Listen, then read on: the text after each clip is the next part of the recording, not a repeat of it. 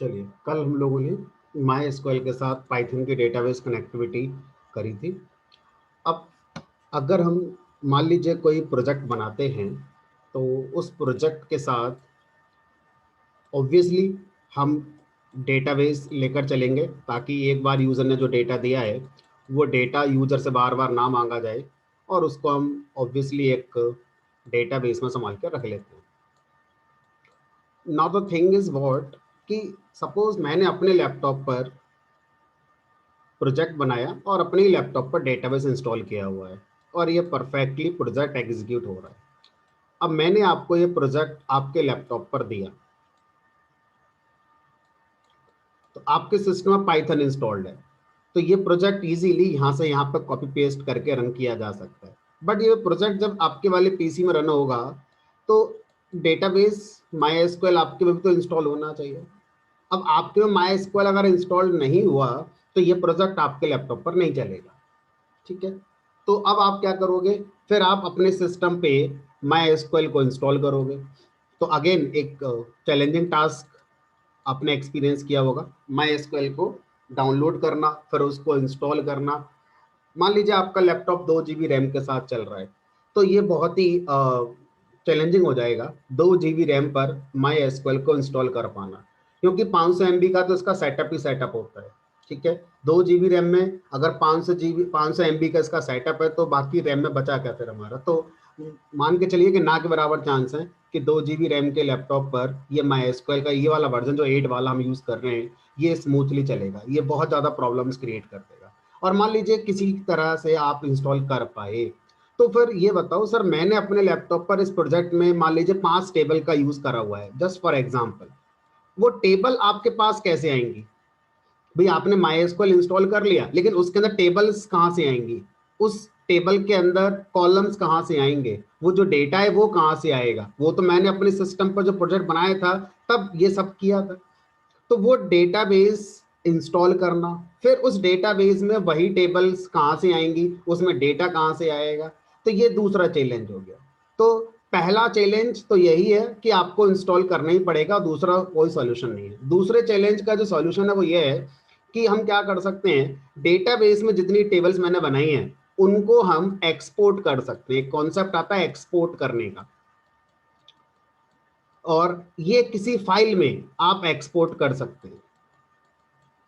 उस फाइल को फिर आप पेन ड्राइव में कॉपी करके या व्हाट्सएप पे आप शेयर कर सकते हैं इस वाले सिस्टम पर। अब इस वाले सिस्टम पर डेटाबेस इंस्टॉल है और आपके डेटाबेस में जो डेटा था वो फाइल में एक्सपोर्ट करके आप ले आए हैं। अब इसको क्या करेंगे, यहां पर इंपोर्ट करेंगे, यहां पर इंपोर्ट होगा, तब जाके ये प्रोजेक्ट जो यहाँ पर चल रहा है एज इट इज दूसरे वाले लैपटॉप पे चलेगा। मान के चलिए 90% चांस है कि अगर आपने कॉलेज में दिखाना है तो नहीं चलेगा उस टाइम पर, जिस टाइम पर आपको दिखाना होगा। आपके घर पे चल रहा होगा, लेकिन अगर कॉलेज ने आपके टीचर ने कह दिया कि मेरे लैपटॉप पर चला कर दिखा दो, तो 10 में से मान के चलिए 9 बार संभावना ऐसी होगी कि वो नहीं चलेगा, क्योंकि बहुत सारा कॉन्फ़िगरेशन है जो करना पड़ेगा other than Python installation. MySQL को इंस्टॉल करो, फिर MySQL का डेटाबेस इंपोर्ट करो। गलती होने के बहुत ज़्यादा चांसेस होते हैं। उस टाइम पर जो हमारे पास 5 से 7 मिनट टाइम होगा कॉलेज में दिखाने के लिए या कहीं भी दिखाने के लिए इंटरव्यू में, तो उस 5 से 7 मिनट में हम शायद इतनी परफेक्टली ये सब इतना फास्ट ना कर पाए। तो इसका सॉल्यूशन क्या है? इसके 2 सॉल्यूशन दिए गए। पहला सॉल्यूशन तो ये दिया गया कि आप अपना जो MySQL डेटाबेस है ये क्लाउड पर रख दो, यानी कि आपका क्लाउड पर ये रखा होना चाहिए। जब मैं अपने लैपटॉप पर प्रोजेक्ट बना रहा था, तो लोकल मशीन पर MySQL इंस्टॉल नहीं है, क्लाउड पर इंस्टॉल है और नेटवर्किंग का यूज करके मैं उसको एक्सेस कर रहा हूं। ठीक है, अब ये प्रोजेक्ट जब मैं आपको आपके लैपटॉप पर दूंगा चलाने के लिए, तो आपको अपने सिस्टम पर MySQL इंस्टॉल करने की जरूरत नहीं है, सिर्फ आपको अपने लैपटॉप पर पाइथन इंस्टॉल करनी है ताकि ये प्रोजेक्ट रन हो पाए। उसके बाद फिर आपका वाला जो यहाँ पर प्रोजेक्ट चलेगा वो इसी क्लाउड्स में जो आपका डेटा रखा हुआ है वहां से फैच करेगा। तो एक तो सॉल्यूशन ये है कि आप डेटाबेस को लोकल मशीन पे ना रखकर सेंट्रल रिपोजिटरी में रख दें, दैट इज क्लाउड पर आप उसको रख सकते हैं। क्लाउड पर जब आप डेटा रखेंगे तो यहाँ पर आपको स्पेस परचेज करना होगा, है ना। फ्री मिलते हैं कुछ समय के लिए, बट ज्यादातर आपको लाइसेंस लेकर पेड करना पड़ेगा, ठीक है, इसका चार्ज होता है। ये तो हो गया इसका पहला सॉल्यूशन। दूसरा सॉल्यूशन क्या है? दूसरा सॉल्यूशन है कि कुछ हमारा लाइट वेट डेटाबेस बनाए गए हैं, आप उन लाइट वेट डेटाबेस का यूज कर सकते हैं rather than this MySQL, Oracle, SQL server. ये इंडस्ट्री में यूज होने वाले, जब कोई ऐसा कॉमर्शियल प्रोजेक्ट बनता है जहां से बिजनेस अर्न होगा, वहां यूज होने वाले ये एप्लीकेशंस हमारी हो सकती है, ठीक है। तो अगर हम सिर्फ सीखने के लिए काम करना चाहते हैं तो हमारे पास कुछ लाइट वेट डेटाबेसेस हैं जिनका यूज हम कर सकते हैं प्रोजेक्ट बनाते समय, सो डैट इजीली हम प्रोजेक्ट के साथ डेटाबेस को भी हम कैरी करा पाए। तो प्रोजेक्ट कैरी करना आसान है, उसका डेटाबेस कैरी करना चैलेंजिंग हो जाता है। तो उस डेटाबेस को जो हम यहाँ पर अब यूज कर सकते हैं, दूसरा डेटाबेस, पहला मैंने आपको करा दिया, डेट इज माई एसक्यूएल। दूसरा जो आज हम थोड़ा सीखेंगे उसका नाम है एसक्यूलाइट, एसक्यूलाइट डेटाबेस, ठीक है। तो एसक्यूलाइट डेटाबेस एक लाइट वेट डेटाबेस होता है जिसमें आप इजीली अपने डेटा को स्टोर कर सकते हैं और इजीली इस एसक्यूलाइट डेटाबेस के डेटा को आप कैरी कर सकते हैं, क्योंकि एसक्यूलाइट डेटाबेस बाय डिफॉल्ट जब सेव होता है तो एक्सपोर्टेड फॉर्म में ही सेव होता है। एक्सपोर्टेड फॉर्म का मतलब होता है कि ऑलरेडी जब एसक्यूलाइट में डेटा स्टोर होगा तो एक फाइल में सेव होता है, वो फाइल आपके सामने होती है, उस फाइल को आपको बस लेके चलना है और इसमें कोई कॉन्फ़िगरेशन नहीं है। तो यहाँ पर लॉट्स ऑफ कॉन्फ़िगरेशन रिक्वायर्ड होती है, लॉट्स ऑफ कॉन्फ़िगरेशन। यहाँ पर जीरो कॉन्फ़िगरेशन, कोई कॉन्फ़िगरेशन नहीं चाहिए, ठीक है।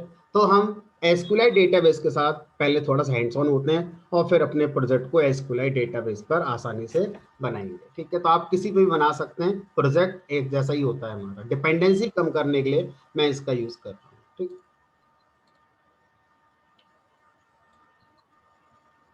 शगुन ID 22429, क्या पूछना है, कुछ पूछना है आपको?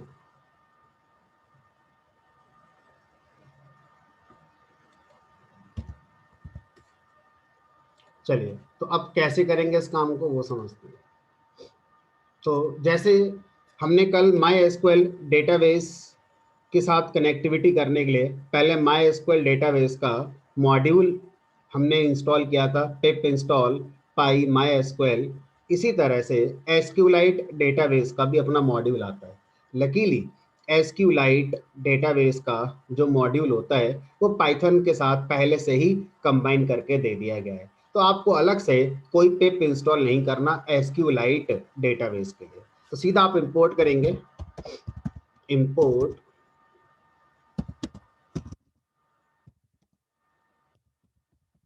SQLite 3 as SQL. तो जो मॉड्यूल है उसका नाम है एसक्यूलाइट 3। तो यहाँ 3 का मतलब होगा एसक्यूलाइट डेटाबेस वर्जन नंबर 3।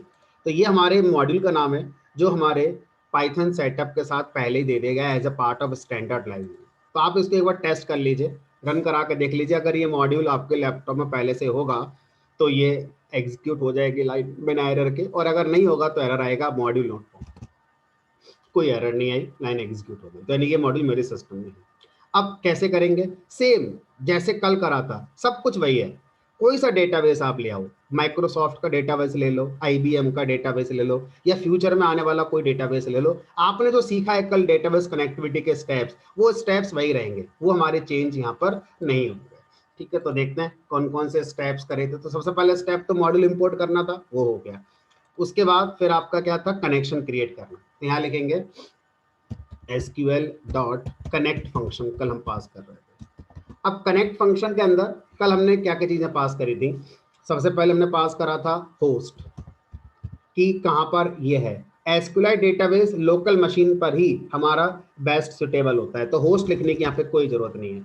इसमें जीरो कॉन्फ़िगरेशन है, कोई यूजर अकाउंट नहीं, कोई यूजर नेम नहीं, कोई पासवर्ड नहीं। तो ना तो यूजर नेम देना आपने यहाँ पर, ना पासवर्ड देना आपने यहाँ पर, ठीक है। उसके बाद फिर आपने दिया था एक पोर्ट नंबर, तो यहाँ कोई पोर्ट नंबर नहीं देना है ना, जीरो कॉन्फ़िगरेशन की बात हो रही है। सिर्फ क्या देना है आपको, एक डेटाबेस का नाम देना है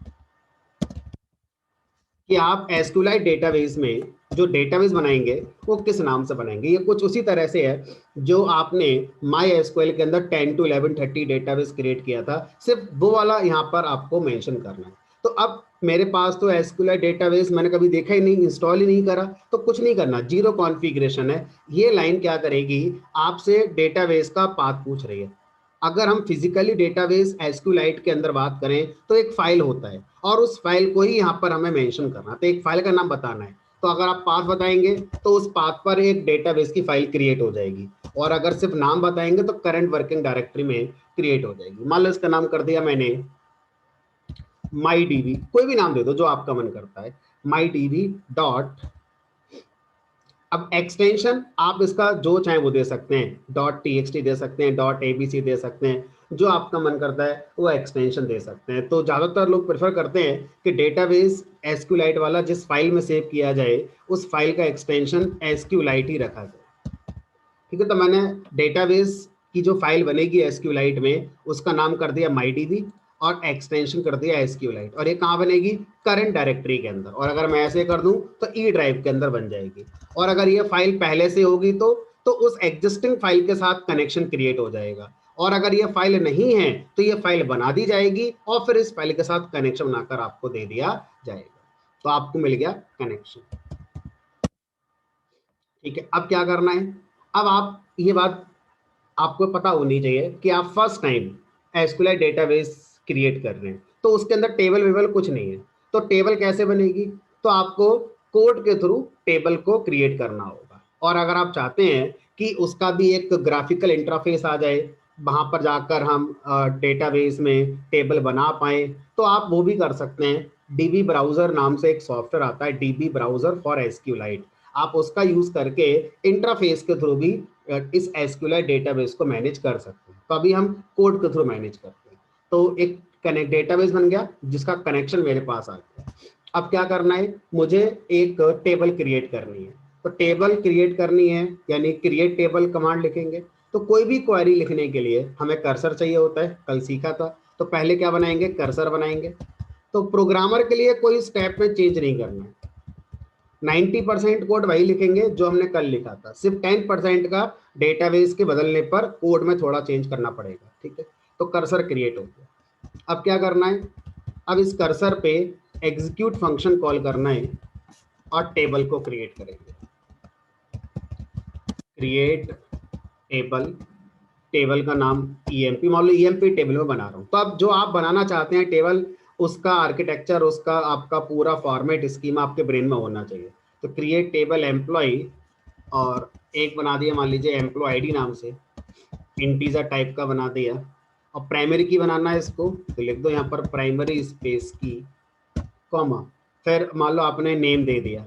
अब यहाँ पर ध्यान क्या रखना है कि एसक्यूएल डेटाबेस में अगर कोई ऐसा कॉलम बनाया जा रहा है जो स्ट्रिंग इंफॉर्मेशन को स्टोर करेगा, तो वेरकेर टाइप का नाम यूज ना करके टेक्स्ट डेटा टाइप यूज करना। तो जो चीजें कभी कभी चेंज आपको दिखाई दे सकती हैं वो ये कि एसक्यूएल डेटाबेस में वो कॉलम जिसमें स्ट्रिंग इंफॉर्मेशन सेव होगी वो हमारा टेक्स्ट टाइप का कॉलम होगा रादर देन वेरकेर होगा। तो ये चीजें हर डेटाबेस में वेरी कर सकती हैं, ऐसा नहीं है, होती ही हैं, कर सकती हैं। ऑरेकल में भी माइट भी यहाँ पर कुछ और लिखे हैं आप। ठीक है, तो मान लीजिए एम्प्लॉय आईडी हो गई, नेम हो गया, और ये सैलरी हो गई। अगर सैलरी मुझे वहां पर रखना है मान लीजिए फ्लोटिंग टाइप की, तो रियल डेटा टाइप लगाएंगे यहाँ पर। तो रियल डेटा टाइप में आप क्या कर सकते हैं, फ्लोटिंग वैल्यू को स्टोर कर सकते हैं। और अगर इंटीजर रखना है तो ऐसे कर सकते हैं। तो इससे क्या होगा, टेबल बनेगी एम्प्लॉय जिसमें एम्प्लॉय आईडी होगी, नेम होगा, सैलरी होगी। अब वही कनेक्शन को कमिट करेंगे, उसके बाद कनेक्शन को क्लोज करेंगे।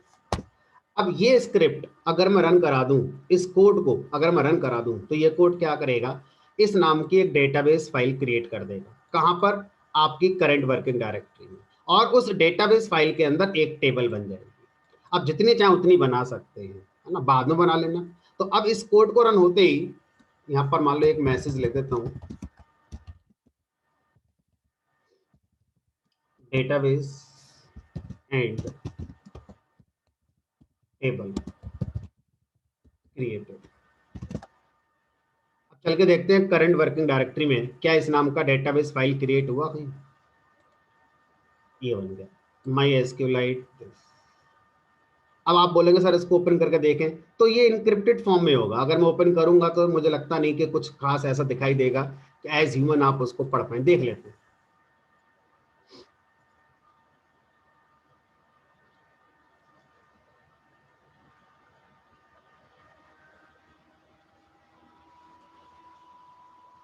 तो ये कुछ ऐसा आपको नजर आ रहा है।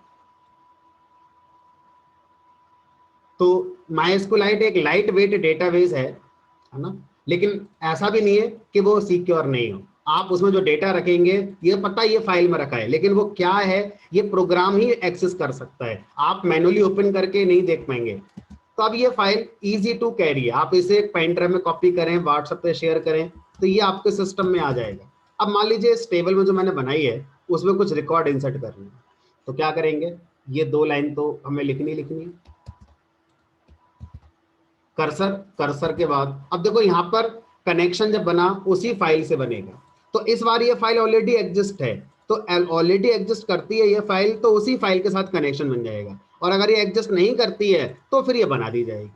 ठीक, तो अब यहाँ पर हम फिर से लिखेंगे कर्सर डॉट एग्जीक्यूट।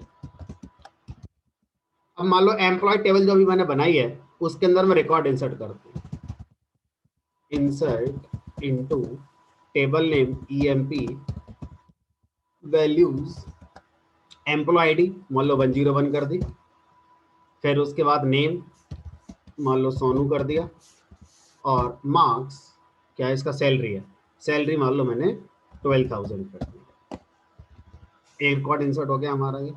ठीक है, उसके बाद अब same cone dot close commit करेंगे, कमिट करने के बाद कॉन डॉट क्लोज करेंगे।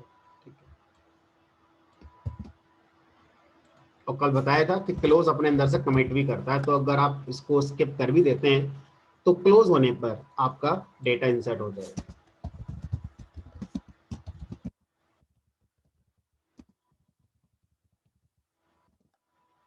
Record inserted. अब आप बोलोगे सर दिखाओ कहाँ इंसर्ट हो गया, तो देखो जो भी है वो इस फाइल के अंदर आ रहा है, जो भी आ रहा है इस फाइल के अंदर आ रहा है। अब यहाँ पर आप इसको देख तो पाएंगे नहीं, तो इसके अंदर टेबल है, जितनी टेबल बनाओगे सारा यहीं पर है।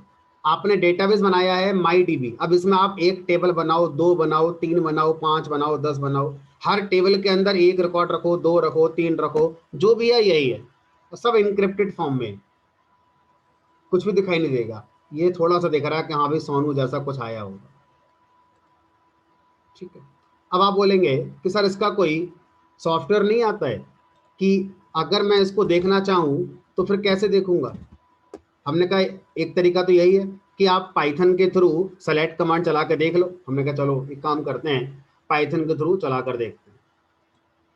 इसको कॉपी करके पेस्ट करा, अब यहाँ पर सेलेक्ट कमांड चलाएंगे। अब सेलेक्ट कमांड हम ऑलरेडी जानते हैं, सेलेक्ट एस्ट्रिक फ्रॉम em।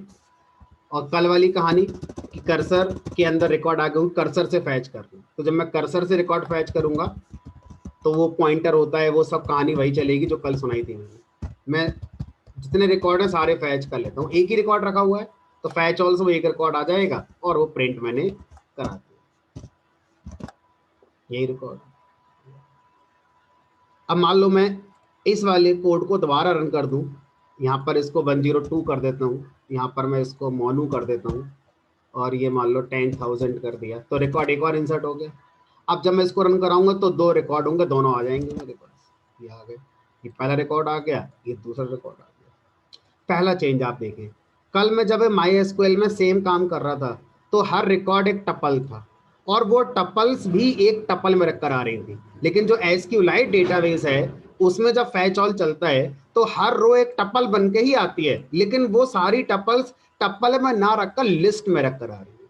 तो इस तरह के वेरिएशन है जो आपको डेटाबेस टू डेटाबेस देखने को मिल सकते हैं। बट एज ए प्रोग्रामर मुझे खास चेंज कोड में नहीं करना पड़ा, मेरा कोड जैसा सीखा था कल वैसा ही काम कर रहा है। एक चीज मैंने आपको और दिखाना है, मान लो ये जो रिकॉर्ड आप यहाँ इंसर्ट कर रहे हैं, रन टाइम पर यूजर से लेकर मैं रिकॉर्ड इंसर्ट करना चाहता हूँ, तो कल हमने ये करा था और आज फिर से करेंगे, लेकिन आज कुछ नया इसमें सीखने को मिल जाएगा।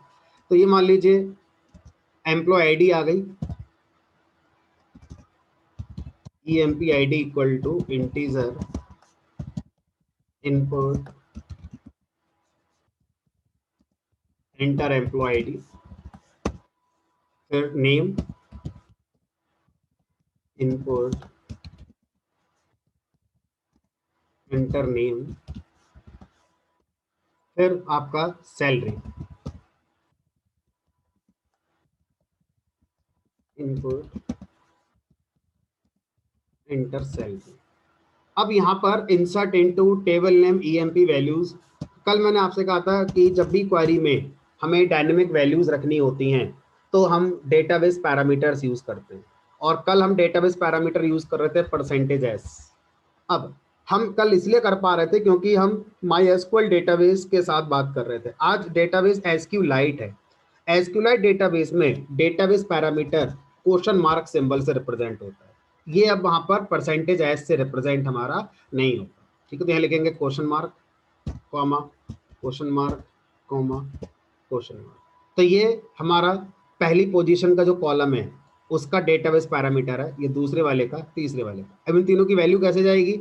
इस क्वेरी के बाद कॉमा लगाकर टपल बनाएंगे, और इस टपल पर आप इनकी वैल्यू को रख दीजिए कि पहला वाला जो डेटाबेस पैरामीटर है वो डेटाबेस में एम्प्लॉय आईडी को रिप्रेजेंट कर रहा है, और उसकी जगह मुझे एम्प्लॉय आईडी वेरिएबल की वैल्यू रखनी है। दूसरे वाले की जगह मुझे नेम की वैल्यू रखनी है। तीसरे वाले की जगह मुझे सैलरी की वैल्यू रखनी है। ठीक है, अब ये रिकॉर्ड आपका इंसर्ट हो जाएगा यहाँ पर 201 नेम चिंटू 5000 रिकॉर्ड इंसर्टेड। अब अगर मैं इस वाले कोड को दोबारा रन कराऊं तो अब 3 रिकॉर्ड आ जाएंगे। तो ये पहला वाला आ गया, दूसरा आ गया। तो इस तरह से एसक्यूलाइट डेटाबेस का हम यूज कर सकते हैं। अब आप अपना एंड्रॉयड मोबाइल चलाते हैं, एंड्रॉयड मोबाइल में आप कॉन्टैक्ट की जो ऐप है उसका यूज़ करते हैं। आपने कोई मोबाइल नंबर सेव किया तो पूछता है कि गूगल ड्राइव पे सेव करना है, यानी क्लाउड पर रखना है, या लोकल मशीन पर सेव करना है। तो आपने अगर लोकल मशीन का ऑप्शन दिया तो जो कॉन्टैक्ट्स की ऐप होती है मोबाइल के अंदर वो डेटाबेस तो यूज़ करती होगी, तभी तो उसमें कॉन्टैक्ट नंबर सारे सेव रहते हैं, भले इंटरनेट कनेक्शन हो या ना हो। आपका कॉन्टैक्ट्स तो फ्री मिल ही जाते हैं ना आपको, अगर लोकल मशीन पर आपने लोकल मोबाइल में रखे हैं तो इसका मतलब मेरे मोबाइल के अंदर डेटाबेस है। यस, कौन सा डेटाबेस है? SQLite database. तो एंड्रॉयड मोबाइल अपने अंदर जो डेटाबेस यूज करता है वो यही डेटाबेस यूज करता है, एसक्यूलाइट डेटाबेस। ये बहुत ज्यादा लाइट हल्का डेटाबेस है, बहुत जीरो कॉन्फ़िगरेशन की इसमें रिक्वायरमेंट है, इसलिए मोबाइल एप्लीकेशंस के लिए ये बेस्ट सुटेबल हो सकता है। तो एसक्यूलाइट डेटाबेस ज़्यादा बार यूज होता है, या कह लो बहुत ज़्यादा बार यूज होता है मोबाइल डिवाइस के लिए। ठीक है, क्योंकि बहुत ज़्यादा लाइट वेट होता है। अगर मैं मोबाइल डिवाइस में माई एसक्यूएल को इंस्टॉल करवा दूं तो 500 MB का सेटअप मोबाइल के अंदर कैसे इंस्टॉल होगा? मेरा मोबाइल का हार्डवेयर इतना स्ट्रांग नहीं होता, तो वहां पर ये बहुत ज़्यादा चैलेंजिंग हो जाएगा। तो वहां पर लाइट वेट डेटाबेस ही चाहिए। तो वहां पर अगर यूज कर सकते हो तो यहाँ भी कर सकते हैं। इसी तरह से और भी आते हैं, जैसे जावा ने भी अपना एक बना रखा है, डरवी नाम का डेटाबेस बना रखा है। आप जावा में डरवी डेटाबेस यूज कर सकते हैं, बिल्कुल सेम पैटर्न का डेटाबेस हमारा डरवी डेटाबेस। ठीक है, चलिए, तो डेटाबेस कोई सा हो सकता है, उससे फर्क नहीं पड़ता। अब बात आती है कि सर क्या किसी भी तरह से बिना पाइथन प्रोग्राम बनाए एसक्यूएल डेटाबेस पे काम कर सकते हैं? ये मुझे पता है कि ये मेरी एसक्यूएल डेटाबेस की फाइल है। अब अगर मुझे इसके अंदर टेबल देखनी है कितनी है, मुझे इसके अंदर ये देखना है कि उस टेबल में कितने रिकॉर्ड हैं, तो प्रोग्राम बनाकर ही मैं देख पा रहा हूँ। क्या कोई तरीका जिसके थ्रू मैं इस फाइल को बिना पाइथन प्रोग्राम बनाए ओपन कर पाऊँ? Answer is yes. SQL database का क्या आता है? इंटरफेस आता है, आप उसको डाउनलोड कर सकते हैं, और उसका नाम होता है डीबी ब्राउजर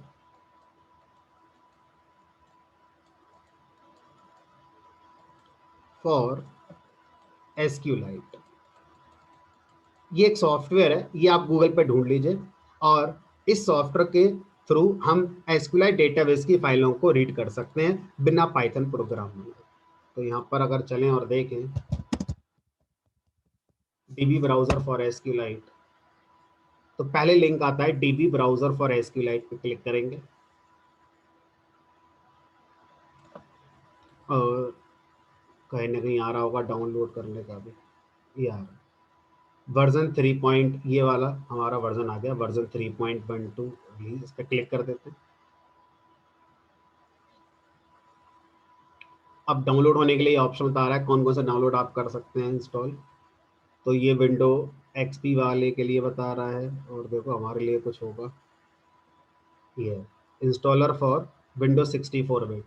तो मैं अपने वाले के अकॉर्डिंग ये वाला इंस्टॉल कर ले रहा हूँ, DB browser for SQLite window 64 bit. तो इस तरह से आप अलग अलग मैकिन्टोश के लिए, ये रहा हमारा, आप यहाँ से देख सकते हैं। ठीक है, तो फिलहाल मैं अपने के अकॉर्डिंग यहाँ पे क्लिक कर रहा हूँ।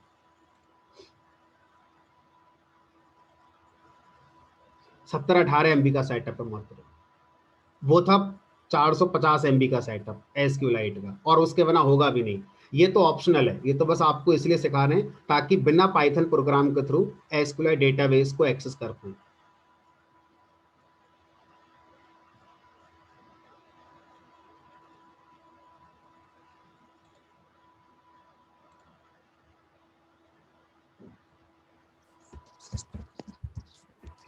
सर विंडोज 32 के लिए ऊपर फर्स्ट वाला हाँ करेंगे। हाँ।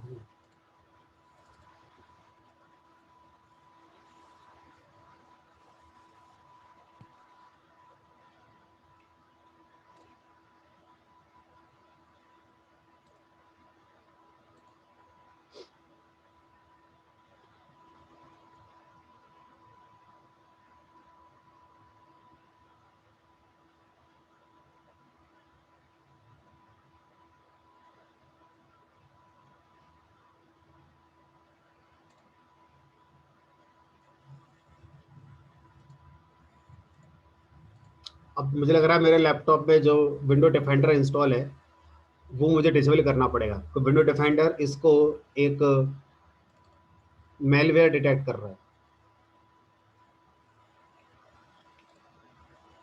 तो अगर ऐसा आता है तो इसको पहली बार में तो मेलवेयर डिटेक्ट करेगा, दोबारा इसको चला देना, या अपने सिस्टम को जो एंटीवायरस है उसको डिसेबल कर देना 5 मिनट के लिए। तो ये आपका आ रहा है डीबी ब्राउजर एसक्यूलाइट, इसका शॉर्टकट डेस्कटॉप पे ले लेना। ठीक है, कई बार ये क्या होता है स्टार्ट मेन्यू में नजर नहीं आता, तो आप इसका शॉर्टकट डेस्कटॉप पे जरूर यहाँ पे क्रिएट कर लें। ये आपका सी के अंदर प्रोग्राम फाइल्स में जाके कहीं इंस्टॉल हो रहा है।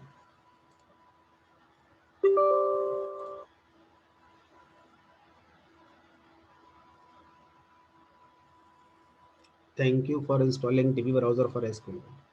अब ये आपका डेस्कटॉप पर आइकन बनकर आ गया। अब इस पे डबल क्लिक करेंगे, यानी कि डेटाबेस एसक्यूलाइट हमारा इंस्टॉल हो गया। तो डेटाबेस इंस्टॉल हो गया ऐसा कहना सही नहीं, डेटाबेस एसक्यूलाइट का इंटरफेस इंस्टॉल हो गया। ठीक है, अब यहाँ से हम क्या कर सकते हैं, अपना डेटाबेस बना भी सकते हैं, और जो बना हुआ डेटाबेस है उसको ओपन कर सकते हैं। तो मेरे पास ऑलरेडी बना हुआ है, अभी बनाया था मैंने, तो यहाँ से ओपन कर सकते हैं। ओपन डेटाबेस कहाँ बनाया, वहाँ जाइए, ई के अंदर, बैचेस के अंदर, 10 के अंदर ये बनाया mysql.sql पे क्लिक करा, ओपन करा। इसके अंदर टेबल एक ही बनी हुई है अभी, क्या नाम है टेबल का, ईएमपी। अब ईएमपी टेबल का डेटा देखना है तो इस पे क्लिक कर दीजिए।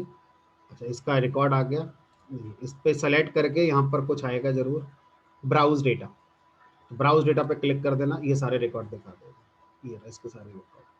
तो यहाँ से आप इंसर्ट कर सकते हैं, नया टेबल बना सकते हैं, मतलब यहाँ से भी आप सारे काम कर सकते हैं जो आपने अभी कोड के थ्रू करे थे। बट अल्टीमेटली जब प्रोजेक्ट बनाएंगे तो उसमें कोड के थ्रू ही सारा काम करना होगा। तो ये एक तरीका है कि आप ऐसे भी एक्सेस कर सकते हैं जीवाई इंटरफेस का यूज करके। ठीक है, तो मैं इसका यूज नहीं करना चाहता, इसको मैं क्लोज करके रखूँ। ठीक, अब बात करते हैं अपने प्रोजेक्ट की, हम लोग कौन सा प्रोजेक्ट यहाँ पर बनाने जा रहे हैं। तो इमेजिन करते हैं सिनेरियो कि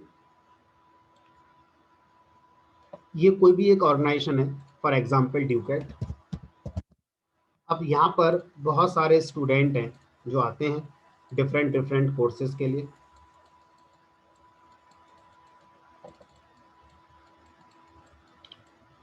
ट्रेनिंग लेने के लिए बहुत सारे स्टूडेंट्स यहाँ पर आते हैं। अब हमें क्या करना है, जितने भी स्टूडेंट यहाँ पर आते हैं उन सबकी इंफॉर्मेशन को मेंटेन करना है कि कौन सा स्टूडेंट का क्या नाम था, उसको हमने क्या ड्यूकेट आईडी असाइन करी है, उसका मोबाइल नंबर क्या है, कौन सा कोर्स है उसका, और क्या उसकी फीस है।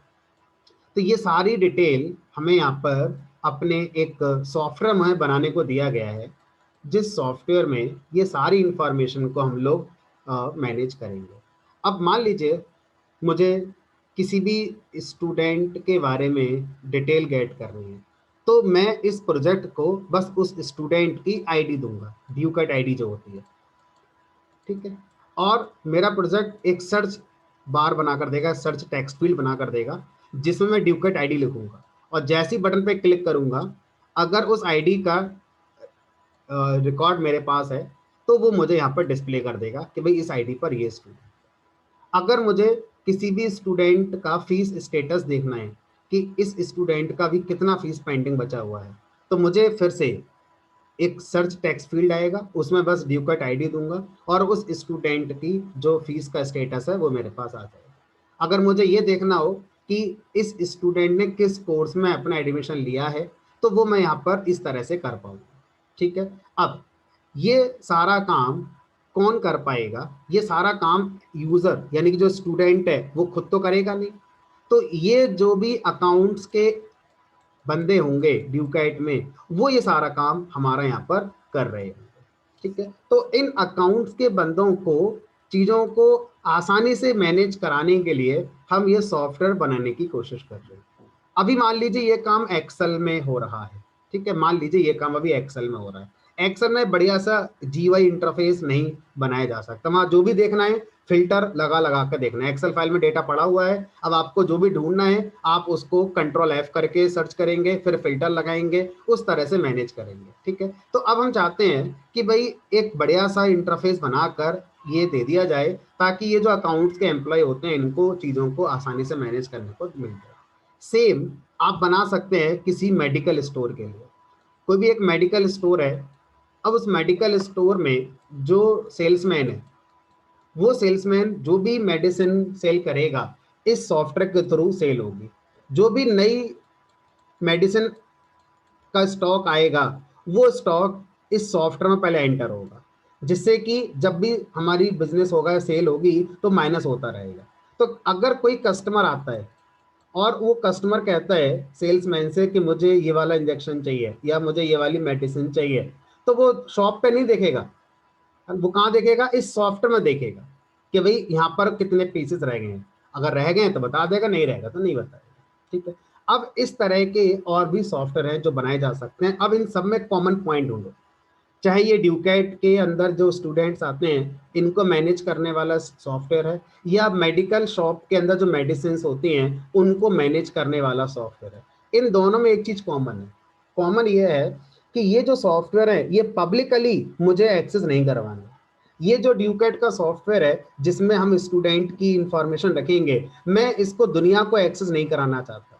ऐसे ये मेडिकल शॉप वाला भी इस सॉफ्टवेयर को, जिसमें इस शॉप के अंदर जो मेडिसिन रखी हैं उनका मैनेजमेंट करेंगे, उसको ये दुनिया को एक्सेस नहीं कराना चाहता। तो ऐसे सॉफ्टवेयर जो पब्लिकली एक्सेस होने के लिए नहीं बनाए जा रहे हैं, पर्टिकुलर यूजर, तो यहाँ पर यूजर कौन हो गया? मेडिकल शॉप वाला। यहाँ पर यूजर कौन हो गया? ड्यूकैट के जो अकाउंटेंट्स हैं वो हो गए। तो ऐसा सॉफ्टवेयर जो किसी पर्टिकुलर ऑर्गेनाइजेशन की इंटरनल एक्टिविटीज, तो ये इंटरनल एक्टिविटीज हैं, उनको ऑटोमेट करने का काम करता है। ऐसे सॉफ्टवेयर को हम डेस्कटॉप सॉफ्टवेयर या स्टैंड अलोन सॉफ्टवेयर के नाम से जानते हैं। डेस्कटॉप सॉफ्टवेयर या स्टैंड अलोन सॉफ्टवेयर के नाम से जानते हैं। अब यही ड्यूकैट मान लीजिए ये चाहता है कि ये जितने कोर्सेज कराता है उन कोर्सेज का करिकुलम, उन कोर्सेज के बारे में डिटेल दुनिया को बताए, जिससे कि इसका बिजनेस किया जा सके, ड्यूकैट को बिजनेस मिले। तो अब ये क्या करेगा? एक सॉफ्टवेयर बनवाएगा, उस सॉफ्टवेयर में सारे कोर्सेज की डिटेल डाल देगा, सारे ब्राउजर डाल देगा। अब सोचो, क्या ये सॉफ्टवेयर पब्लिकली एक्सेस होना चाहिए? हमने कहा होना चाहिए, क्योंकि बिजनेस करना है तभी तो हो पाएगा हमारा। तो फिर अब ये डेस्कटॉप सॉफ्टवेयर थोड़ी बनवाएगा ड्यूकैट वाला, फिर क्या बनवाएगा? ये वेबसाइट बनवाएगा। तो जब किसी भी इंफॉर्मेशन को पब्लिकली मुझे शेयर करना हो, क्योंकि मैं उससे बहुत ज्यादा बिजनेस करना चाहता हूं, तो फिर हम क्या करते हैं? उसके लिए वेब एप्लीकेशन या मोबाइल एप्लीकेशन को बनाते हैं। तो कोई भी ऑर्गेनाइजेशन बिजनेस एक्टिविटी को ऑटोमेट करने के लिए मोबाइल एप्लीकेशन आज बना रही है, और वेब एप्लीकेशन बनाती आ रही थी पहले से भी और आज भी बना रही है। कोई भी ऑर्गेनाइजेशन इंटरनल एक्टिविटी को ऑटोमेट करना, आपके कॉलेज की लाइब्रेरी, आपके कॉलेज के अकाउंट्स का सॉफ्टवेयर, क्या दुनिया उसको यूज करना चाहेगी? क्या कॉलेज वाला ऐसा करने देगा? नहीं करने देगा। तो ऐसी एक्टिविटीज जो इंटरनल ऑर्गेनाइजेशन से रिलेटेड हैं, उनके लिए जब सॉफ्टवेयर बनाया जाता है तो वो वेबसाइट नहीं होती है, तो वो क्या बनाया जाता है? डेस्कटॉप सॉफ्टवेयर या स्टैंड अलोन सॉफ्टवेयर बनाया जाता है। अब जब हम डेस्कटॉप या स्टैंड अलोन सॉफ्टवेयर बनाते हैं तो पाइथन के थ्रू जब आप ऐसा करेंगे तो आपको GUI बनाने के लिए टीके इंटर का यूज करना होगा, या इस तरह की जो लाइब्रेरीज होती हैं उनका यूज करना होगा। टीके इंटर है, पाईक्यूटी है, और बहुत सारे WX पाइथन है। तो आपके कोर्स में टीके इंटर था। तो जब हम पाइथन के थ्रू डेस्कटॉप एप्लीकेशन बनाते हैं तो टीके इंटर यूज करते हैं फ्रंट एंड के लिए। फ्रंट एंड का मतलब होता है जो दिखता है, टेक्स्ट फील्ड, बटन, इमेज, जो दिखता है that is front end, that is GUI। अब उस टेक्स्ट फील्ड में यूजर ने इंफॉर्मेशन दी, बटन पे क्लिक करा, बटन के क्लिक पर पीछे कुछ हुआ। अब पीछे जो हुआ उसे हम क्या बोलते हैं? Business logic. उसको बोलते हैं बिजनेस लॉजिक। जिस पर्पज के लिए सॉफ्टवेयर बनाया गया है, बटन के क्लिक पर सर्च करो इस स्टूडेंट की आईडी पर स्टूडेंट का रिकॉर्ड क्या है, तो वो बिजनेस लॉजिक हो गया है ना, जो हमारा बैकएंड में एग्जीक्यूट हो रहा है। तो जब हम पाइथन के थ्रू कोई डेस्कटॉप एप्लीकेशन बनाएंगे तो उसका फ्रंट एंड टीके इंटर से होगा, और बिजनेस लॉजिक को हम क्या बोलते हैं? यहाँ पर बैकएंड वाला कॉन्सेप्ट कहते हैं। बिजनेस लॉजिक और डेटाबेस, इन दोनों को वन वर्ड में क्या बोलते हैं? बैकएंड कहा जाता है। ठीक है। तो अब डेटाबेस हम कौन सा यूज करने वाले हैं? यहाँ पर एसक्यूलाइट कर सकते हैं, कोई सा भी कर सकते हैं। तो मैं एसक्यूलाइट प्रेफर करूंगा, जिससे कि ये प्रोजेक्ट इजीली हमारा पोर्टेबल यहाँ से वहाँ हो जाए। बिजनेस लॉजिक किस लैंग्वेज में लिखा जाएगा? पाइथन में लिखा जाएगा, सीधी सी बात है। पाइथन ही पढ़ी है, पाइथन में लिखा जाएगा। ठीक है। और टीके इंटर ये भी पाइथन की एक लाइब्रेरी है, तो फ्रंट एंड पाइथन लाइब्रेरी का यूज कर रहे हैं टीके इंटर। बिजनेस लॉजिक पाइथन में लिखा जा रहा है, डेटाबेस हम एसक्यूलाइट यूज कर रहे हैं। अब यही मान लो वेब एप्लीकेशन हो जाती, मान लो यही वेब एप्लीकेशन हो जाती, तो इसका जो फ्रंट एंड होता वो टीक इंटर पर नहीं बनता, फिर वो किस पर बनता? हमारा HTML, CSS, इस तरह की टेक्नोलॉजी पर फ्रंट एंड बनता आपका। और फिर आपका जो बैकएंड होता, बैकएंड में जो बिजनेस लॉजिक है वो हम किस पे लिखते? पाइथन जेंगो पे। तो पाइथन जेंगो कहाँ चलेगा? सर्वर पे चलेगा। और डेटाबेस जो आप यूज करना चाहते हैं वो आप यूज कर लो, जो भी करना चाहते हैं वो कर लो। तो इस तरह से ये वेब का फ्रंट एंड हो गया और ये आपका बैक एंड हो गया। तो किसी प्रोजेक्ट में दो चीजें हमारी होती हैं, front end, back and. Front end जो दिखता है उसको कहते हैं टेक्स्ट फील्ड, बटन, ये सब चीजें फ्रंट एंड वाली स्क्रीन को हमारा रिप्रेजेंट करते हैं। बैक एंड जो यूजर को नहीं दिखता है, वो बटन के क्लिक पर इंतजार करता है कुछ होगा, तो जो पीछे हो रहा है वो सब कुछ क्या कहलाता है? Back and. अब पीछे क्या हो रहा है? डेटाबेस में डेटा जा रहा होगा, डेटाबेस से डेटा आ रहा होगा, या और भी चीजें हमारी हो रही होंगी, तो वो सब चीजें क्या कहलाती है? हमारी डेटाबेस कॉन्सेप्ट कहलाती है, या बिजनेस लॉजिक का पार्ट हमारा कहलाती है। ठीक है। चलिए तो बनाते हैं इसी के लिए।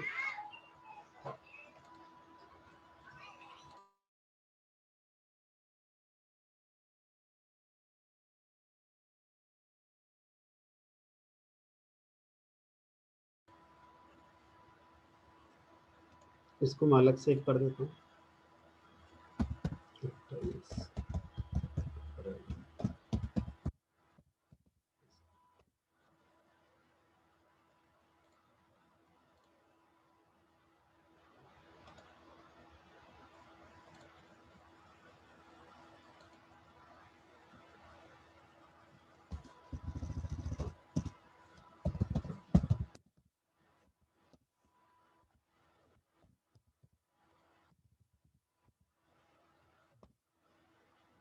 तो सबसे पहले क्या करना है? इंपोर्ट करना है।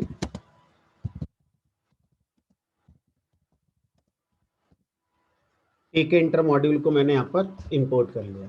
ठीक है। उसके बाद एक विंडो बनाएंगे। तो विंडो बनाने के लिए टीके क्लास का ऑब्जेक्ट बनेगा।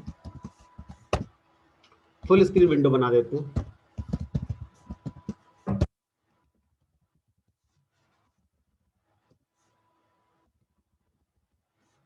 विंडो को विजिबल कर देते हैं। विंडो का एक बैकग्राउंड कलर दे देते हैं।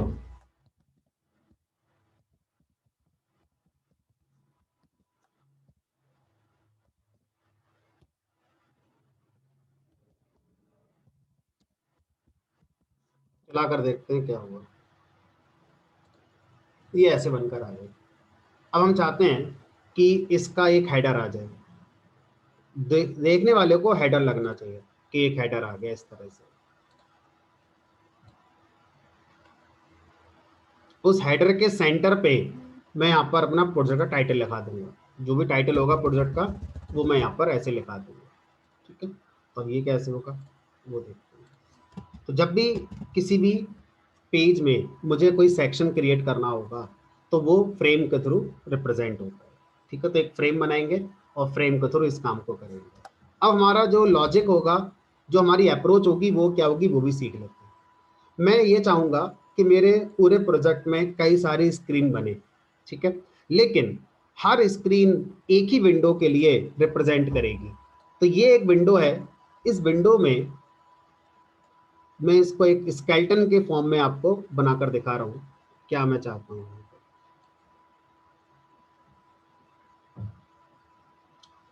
जो पीछे मैंने बनाया है वो मेरा विंडो है, और इस विंडो पर ये आपका एक फ्रेम है।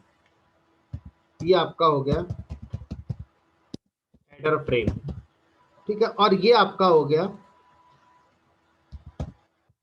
Body frame.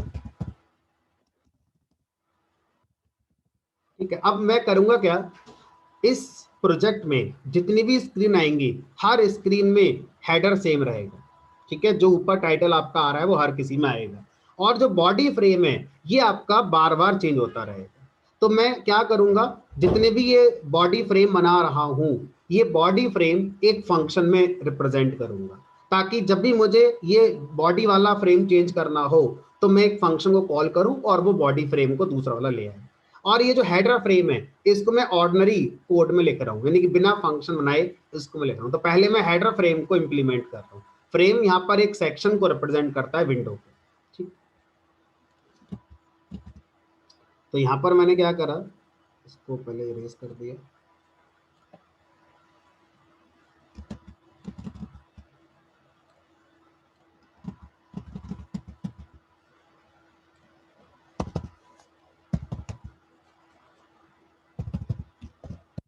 Header frame equal to frame, और फ्रेम का विंडो, फ्रेम का पेरेंट हो गया ये विंडो। उसके बाद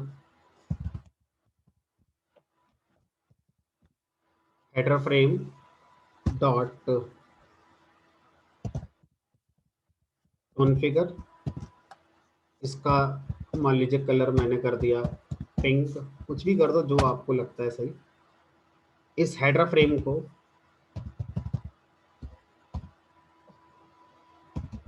मैंने प्लेस कर दिया x0 y0 पर, और इस हेडर फ्रेम की जो विड्थ और हाइट है वो मैंने उतनी ही कर दी।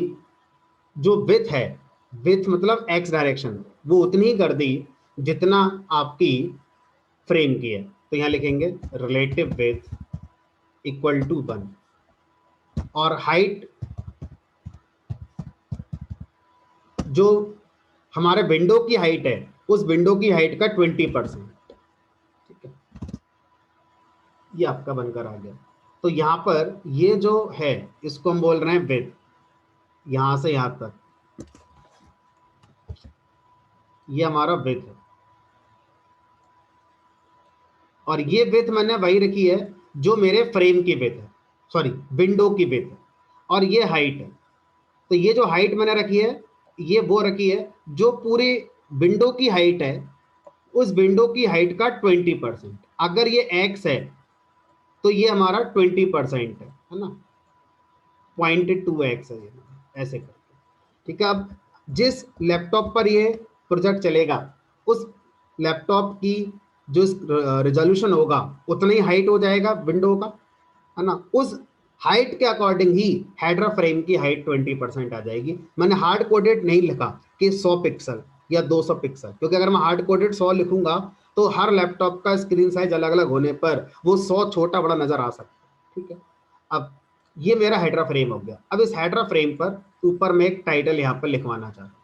ठीक है, कैसे लिखा जाएगा वो देखते हैं।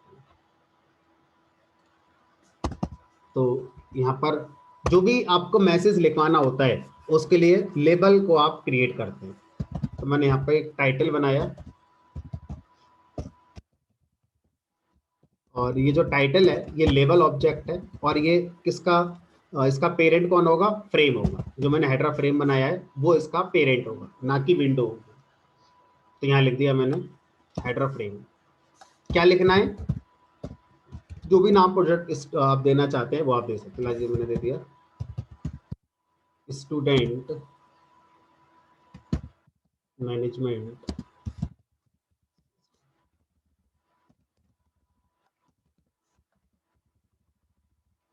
ठीक है। और ये कहाँ लगाना है, ये हमने सेंटर टॉप पर पैक कर दिया, ठीक। बहुत छोटा सा लिख कर आया।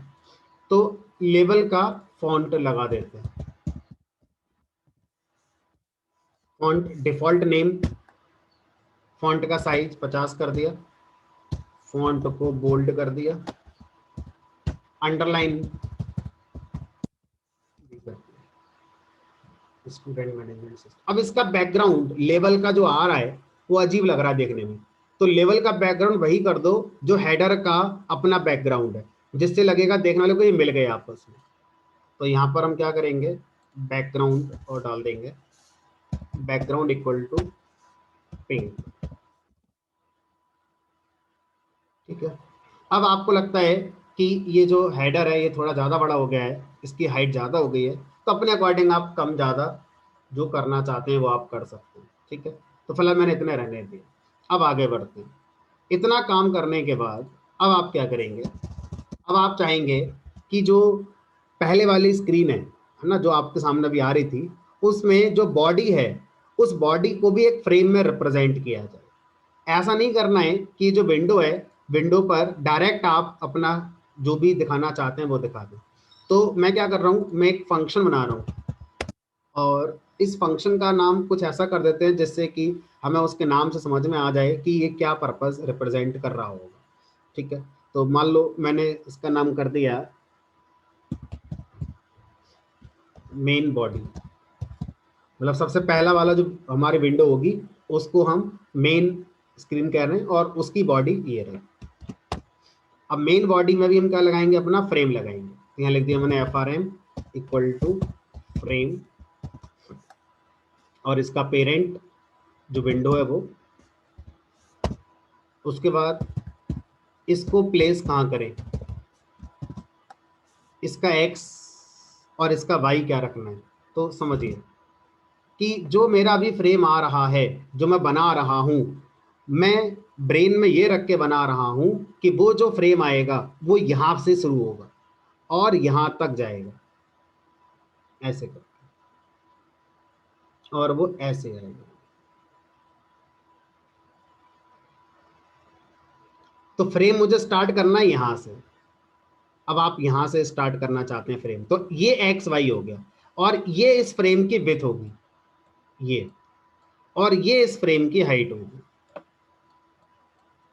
तो मुझे ये एक फ्रेम को रिप्रेजेंट करना है। फिर इस फ्रेम के अंदर मैं अपना user name, password, login, forgot, वो सब बातें यहाँ पर लिखूंगा, ठीक है।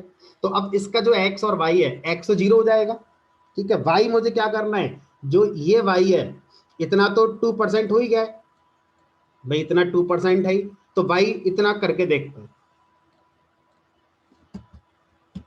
तो यहाँ पर फ्रेम को प्लेस कर दिया X इक्वल टू 0 पर, y रिलेटिव y ले लेते हैं, रिलेटिव y 0.2 कर दिया, ठीक है। रिलेटिव विड्थ उतनी कर दी जितनी हमारा विंडो की है।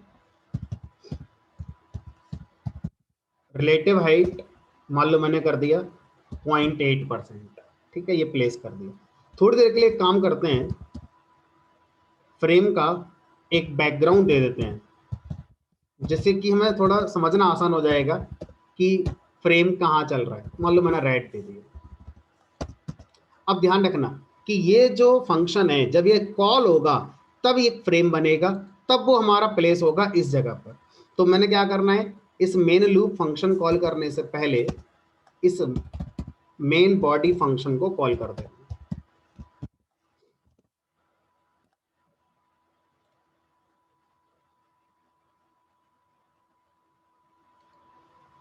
ये पता नहीं चल रहा कि फ्रेम हमारा यहाँ पर आया। ठीक है, चलिए, तो ये हमारा जो मेन फ्रेम है वो हमारा समझ में आने लगा। अगर इसको मैं हटा दूं तो फ्रेम का अपना एक बैकग्राउंड आ रहा है। तो फ्रेम का बैकग्राउंड मैं नहीं चाहता, तो एक काम करो, फ्रेम का बैकग्राउंड वही कर दो जो आपका इसका बैकग्राउंड है, विंडो। या विंडो का बैकग्राउंड हटा भी दोगे तो फर्क नहीं पड़ता।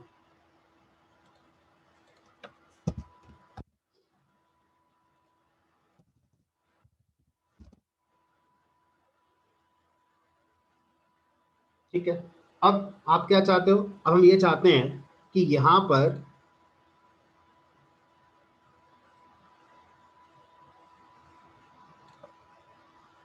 आपका यूजर नेम, पासवर्ड इस तरह से लिख कर आ जाए। यूजर नेम,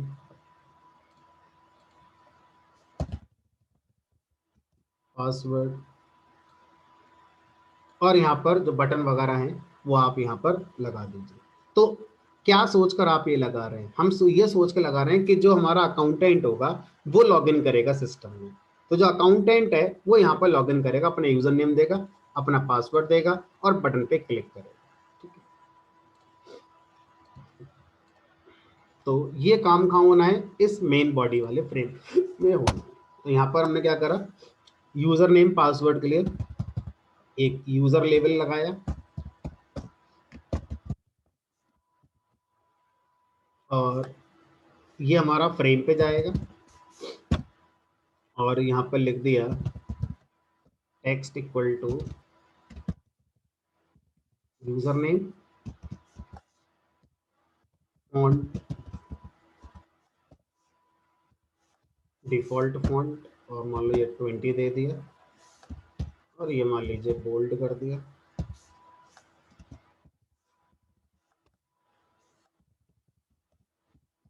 इसको प्लेस कर दिया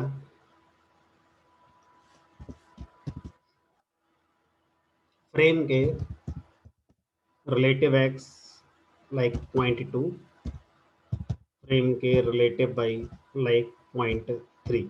चेक करते हैं कहाँ पर आता है, मुझे भी नहीं पता। ये यहाँ पर आ गया यूजर नेम।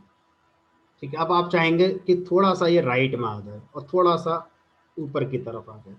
राइट में आ जाए मतलब ये, थोड़ा सा ऊपर की तरफ आ जाए मतलब कि ये, थोड़ा सा साइज बढ़ा देते हैं मतलब कि ये। अब आप चाहते हैं कि इसका बैकग्राउंड जो लेवल का अपना आ रहा है वो नहीं आना चाहिए। नहीं आना चाहिए मतलब लेवल का बैकग्राउंड वही कर दो जो इस फ्रेम का बैकग्राउंड। तो ये जो लेवल आपने बनाया है इसका background busy equal to,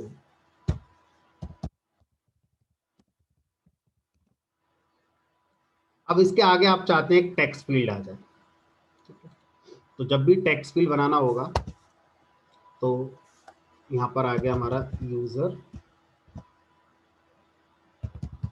entry equal to entry frame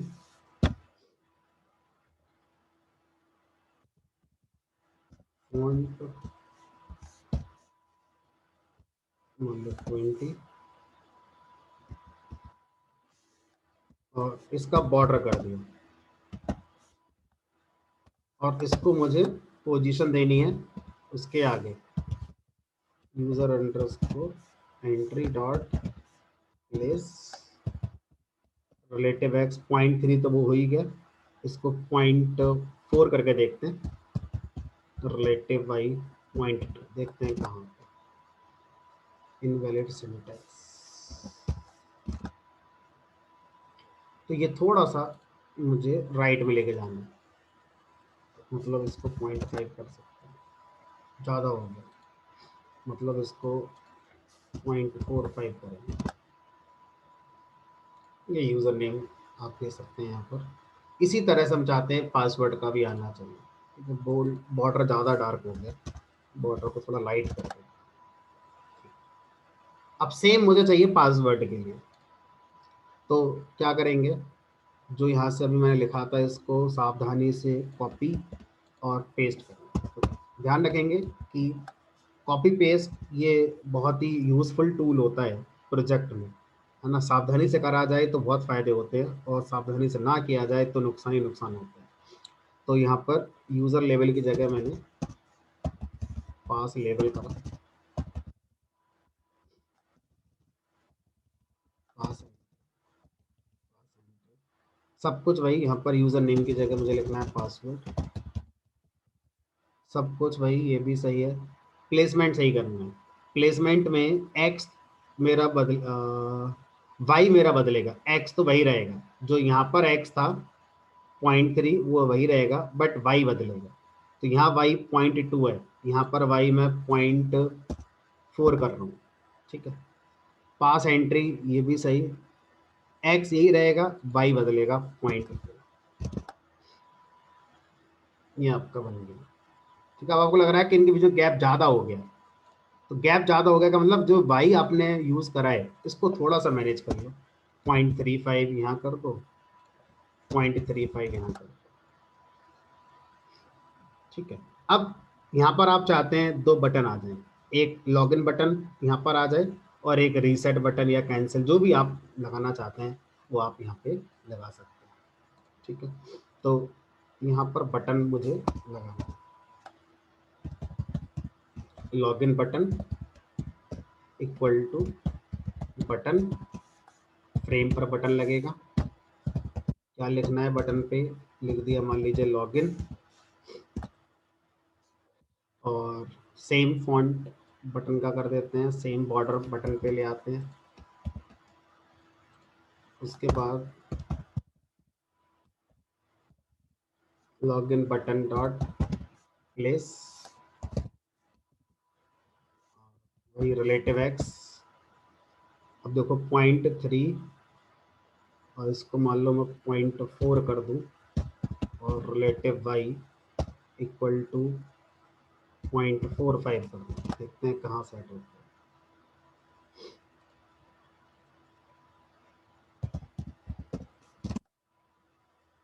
यहाँ थोड़ा सा नीचे लेकर आएंगे, थोड़ा सा नीचे लेकर आएंगे का मतलब है ये,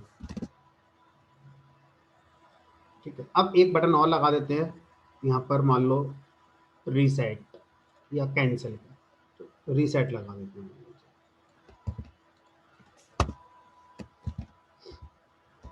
तो यहाँ पर लॉगिन बटन की जगह लिख दिया मैंने रीसेट बटन, यहाँ लिख दिया रीसेट। अब देखो इसका वाई तो वाई रखना है मुझे, एक्स ध्यान रखना है, ट्राई से देखो ये रीसेट, ठीक है। तो इस तरह से ये मेरा पहला जो मेरी एक विंडो बनी, उस विंडो पे हेडर फ्रेम बना दिया और जो बॉडी फ्रेम है बना दिया। बॉडी फ्रेम पर मैंने ये सारी बातें यहाँ पर लिख दी, ठीक है। अब आप क्या चाहते हो, अब हम चाहते हैं कि इस पर हमारा लॉजिकली चीज़ों को एग्जीक्यूट कराया जाए। कैसे, तो यहाँ पर जो अकाउंटेंट है वो अपना रजिस्ट्रेशन नहीं कराएगा, ठीक है। तो यहाँ पर जो एप्लीकेशन बन रही है इसमें रजिस्ट्रेशन की जरूरत मुझे नहीं लग रही है।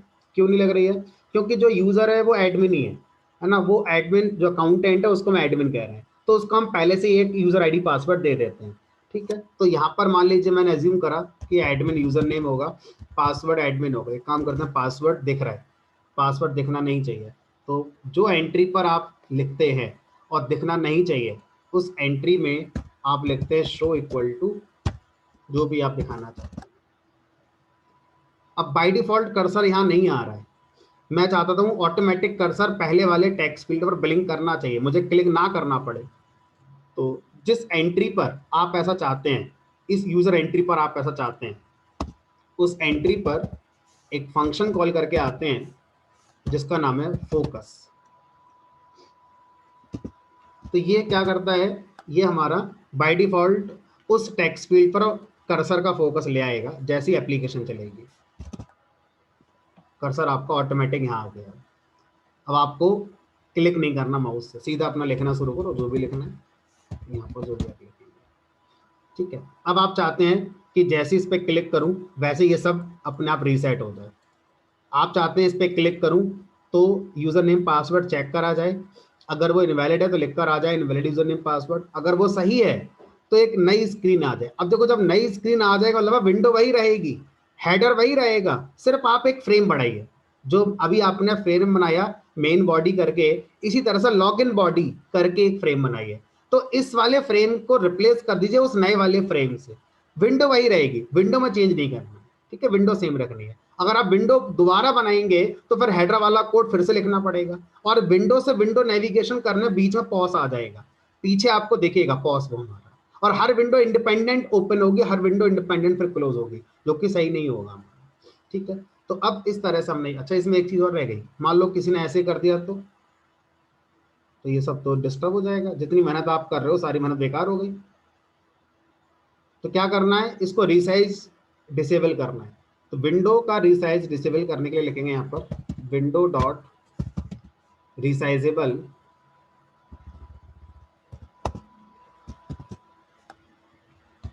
विथ अकॉर्डिंग फॉल्स, विथ भी रिसाइज नहीं करनी है और हाइट भी रिसाइज मुझे यहाँ पर नहीं करनी है।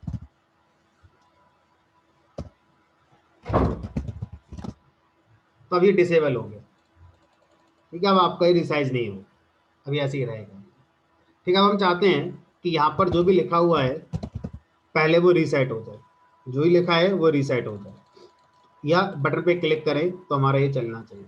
तो मैंने सिखाया था आपको बटन के क्लिक पर कोई भी लॉजिक अगर आप एग्जीक्यूट करना चाहते हैं तो इवेंट हैंडलिंग कॉन्सेप्ट का यूज़ किया जाता है। कोई भी यूज़र इंटरेक्शन जब हो रहा है, चाहे मैं टेक्स्ट फील्ड में टाइप कर रहा हूँ या बटन पे क्लिक कर रहा हूँ या माउस को कहीं भी मूव करा रहा हूँ, तो ये सब यूज़र इंटरेक्शन कहलाता है। और हर यूज़र इंटरेक्शन के बिहाइंड एक इवेंट जनरेट होता है जिसको आप हैंडल कर सकते हैं, और हैंडल करने का मतलब होता है कि आप क्या करना चाहते हैं यूज़र इंटरेक्शन पर वो आप कर सकते हैं, ठीक है। तो अभी मैं इस रीसेट बटन के लिए लॉजिक लगाना चाहता हूँ। तो जब इवेंट हैंडलिंग में आपको पढ़ा रहा था तो दो तरह से इवेंट हैंडलिंग को मैंने आपको सिखाया था, पहला कमांड टाइप इवेंट और दूसरा बाइंड टाइप इवेंट। तो बटन जब मेरे पास होता है तो बटन का इवेंट कमांड टाइप इवेंट से इजीली हैंडल कर लिया जाता है, तो हम बटन के लिए ज़्यादा बार कमांड टाइप का इवेंट यूज करते हैं। बाकी कोई और अगर विजिट पर यूजर इंटरेक्ट करता है और उसका भी मुझे एक हैंडल करना है इवेंट, तो बाइंड इवेंट से ही फिर करना पड़ेगा। फिलहाल हम रीसेट बटन पर काम करना चाहते हैं। तो रीसेट बटन पर मैं चाहता हूं कि एक लॉजिक चले, और वो लॉजिक चलाने के लिए मुझे यहाँ लिखना होगा कमांड इक्वल टू किसी फंक्शन का नाम, जो फंक्शन रीसेट बटन के क्लिक पर चलेगा, और उस बटन के क्लिक पर जो फंक्शन चलेगा उस फंक्शन में मैं अपना लॉजिक लिख सकता हूँ, ठीक है। तो मान लीजिए मैंने फंक्शन का नाम रीसेट ही रख दिया, तो ये उस फंक्शन का नाम होता है जो मैं एग्जीक्यूट कराना चाहता हूँ इस बटन के क्लिक पर। अब ये फंक्शन रेडीमेड फंक्शन नहीं है, लाइब्रेरी का फंक्शन नहीं है, ये मुझे बनाना है, तो ये मैं बनाऊंगा। कहाँ बनाएंगे, अब ये थोड़ा मैं ध्यान रखना। तो हम जो अप्रोच फॉलो करेंगे वो नेस्टेड फंक्शन की अप्रोच फॉलो करेंगे। तो इस मेन बॉडी के अंदर जो जो मैंने विजेट्स क्रिएट करे हैं, उन विजेट्स के लिए अगर कोई भी लॉजिक इंप्लीमेंट होता है तो मैं नेस्टेड फंक्शन बनाकर उसको इंप्लीमेंट यहाँ पर कर दूँ। तो यहाँ पर मैं क्या कर रहा हूँ, यहाँ पर इस मेन बॉडी के अंदर एक और फंक्शन मैं यहाँ पर क्रिएट करता हूँ जिसका नाम कर दिया रीसेट। क्यों कर रहे हो आप ऐसा, नेस्टेड फंक्शन क्यों बना रहे हो, बाहर क्यों नहीं बना रहे? क्योंकि हमने पढ़ा है क्या कि आउटर फंक्शन का डेटा नेस्टेड फंक्शन यूज कर सकता है। तो जो मैंने फ्रेम बनाया या लेबल बनाया या पासवर्ड या एंट्री बटन जो बनाए हैं, इन सब को नेस्टेड फंक्शन मेरा एक्सेस कर सकता है, इसलिए मैं नेस्टेड फंक्शन के अंदर इसको इम्प्लीमेंट कर रहा हूँ, ठीक है। तो मैंने रीसेट बटन बनाया। अब रीसेट बटन के अंदर क्या लॉजिक आप लिखेंगे, मेरा लॉजिक होगा कि जो दोनों टेक्स्ट फील्ड हैं उनकी वैल्यू को गेट करना। तो दोनों टेक्स्ट फील्ड का नाम यहाँ पर है, एक का नाम है यूजर अंडरस्कोर एंट्री और एक का नाम है पास अंडरस्कोर एंट्री, इन दोनों से वैल्यू को गेट करिए। तो मैंने लिखा यहाँ पर user underscore entry dot gate, इससे क्या होगा, जो भी यूजर नेम में लिखा है वो मेरे पास आ जाएगा। इसी तरह से मैंने यहाँ पे क्या करा, p इक्वल टू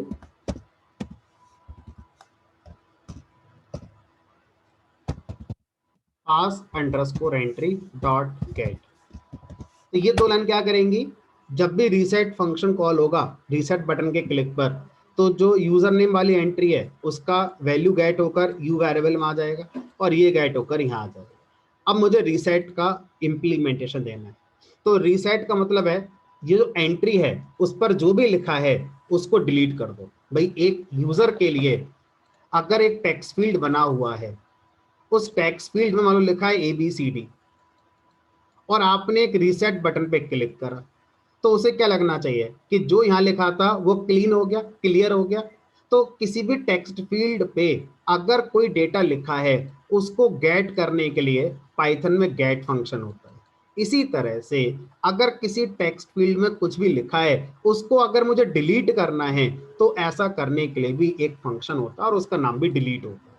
तो लेकिन ध्यान रखना है कि वो डिलीट फंक्शन किस पे कॉल करना है, उस एंट्री पर, उस टेक्स्ट फील्ड पर जिसके लिखे कैरेक्टर्स को डिलीट करना है। तो मुझे दोनों पे करना है, इस पे भी करना है और इस पे भी करना है। तो मुझे लगता है शायद गेट करने की जरूरत थी नहीं, अगर मैं गेट भी ना करूं तब भी मेरा काम हो जाएगा क्योंकि मुझे डिलीट ही तो करना है, तो इसकी जरूरत ही नहीं पड़ेगी गेट करने की। तो यहाँ पर सीधे लिख सकता हूं मैं यूजर अंडरस्कोर एंट्री डॉट, एक फंक्शन है इसका नाम है डिलीट। अब ये डिलीट फंक्शन आपसे पूछेगा कि किस पोजीशन के करैक्टर से डिलीट करना शुरू करना है टेक्स्ट फील्ड में। इस वाले हमने कहा 0 पोजीशन से, जो सबसे पहला करैक्टर है वहां से डिलीट करते हुए चलो। उसके बाद अब आपको बताना है कि कहां तक डिलीट करना है। अब मुझे क्या पता कि यूजर ने कितना लिखा हुआ है पहले से। अब इसमें देखो 1 2 3 4, अगर 4 करैक्टर लिखे हैं तो 0 पोजीशन के करैक्टर से डिलीट करना है 1 2 3 तक सारे करने हैं। तो कैसे करें, तो डिलीट हमसे कहता है कि आप अगर एंड तक किसी टेक्स्ट फील्ड के करैक्टर डिलीट करना चाहते हो तो जो एंड पोजीशन है उसकी जगह पर एंड स्ट्रिंग लिख सकते हो कैपिटल में, END। तो जब आप END स्ट्रिंग कैपिटल में लिखते हो तो ये एंड पोजीशन तक ऑटोमेटिक कंसीडर कर लेगा, ठीक है। इसी तरह से आप क्या करेंगे, यहाँ लिखेंगे pass underscore entry dot delete 0 position से लेके एंड। अब देखते हैं क्या ये चलता है। तो मैंने यहाँ कुछ भी लिख दिया, यहाँ कुछ भी लिख दिया, बटन पे क्लिक करा, रीसेट नहीं हुआ। देखते हैं कहाँ गलती हुई।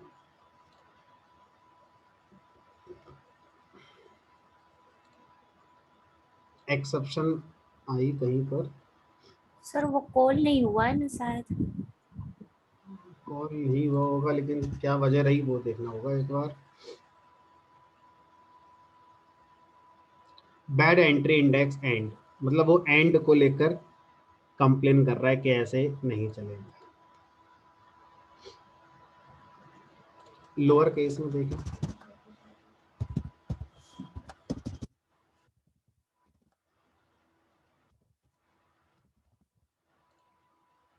लोअर केस का चल रहा, अपर केस में नहीं, लोअर केस में चल रहा। अच्छा एक और कि जब मैंने यहाँ से कुछ डिलीट करा ऐसे करके, तो देखो मेरा, सर हम लेंथ ऑफ यूजर एंट्री कर सकते हैं ना। हाँ वो भी कर सकते हो बिल्कुल। तो लेंथ निकालने के लिए पहले क्या करना होगा, दोनों को गेट करना पड़ेगा, दोनों का डेटा, तब लेंथ निकलेगी। तो स्मॉल में एंड चल रहा है ना, जरूरत नहीं है उसकी।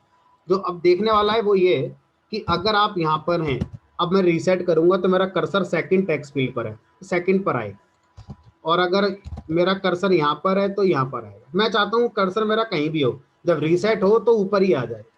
तो क्या करना होगा, रीसेट जहां से मैंने किया है यहां से क्या कर दो, यूजर एंट्री पर फोकस ले आओ डॉट, तो फोकस कहाँ आ जाएगा, यूजर वाले एंट्री पर आ जाएगा।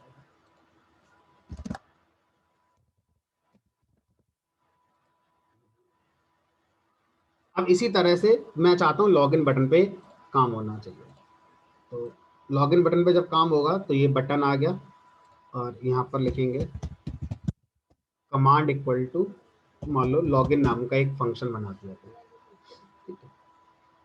अब यहाँ पर एक और नेस्टेड फंक्शन बना देते हैं जिसका नाम कर दिया login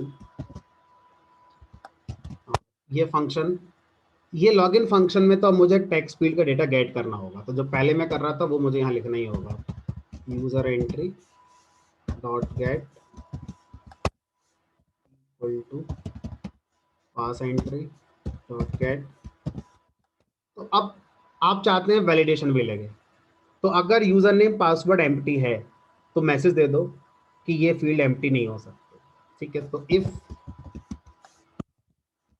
length of u equal to 0 और length of p equal to 0, इसका मतलब यूजर नेम पासवर्ड ने, यूजर ने कुछ लिखा ही नहीं है, बटन पे सीधा क्लिक कर दिया है, तो यहाँ पर वो पकड़ जाएगा कि दोनों में से किसी की लेंथ अगर 0 होगी तो मैं आगे नहीं बढ़ने दूंगा और बोल दूंगा कि भाई यूजर नेम पासवर्ड एम्प्टी नहीं हो सकता। और ऐसा करने के लिए मैसेज बॉक्स का मैं यूज करता हूँ, तो मैसेज बॉक्स को इंपोर्ट करेंगे, फ्रॉम टी के इंटर इंपोर्ट मैसेज बॉक्स, और मैसेज बॉक्स के अंदर हमारे पास फंक्शन है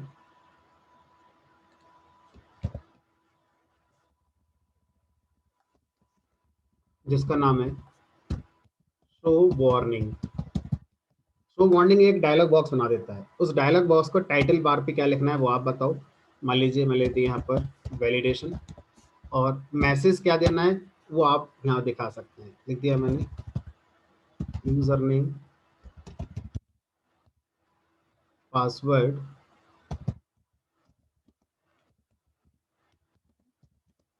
can't be empty.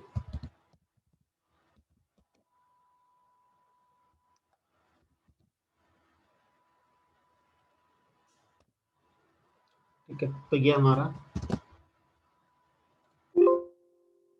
Password can't be empty, अगर एक को दे दिया, एक नहीं दिया, दोनों दे दिए, तो अब क्या करना, भी मैंने कुछ लिखा नहीं है।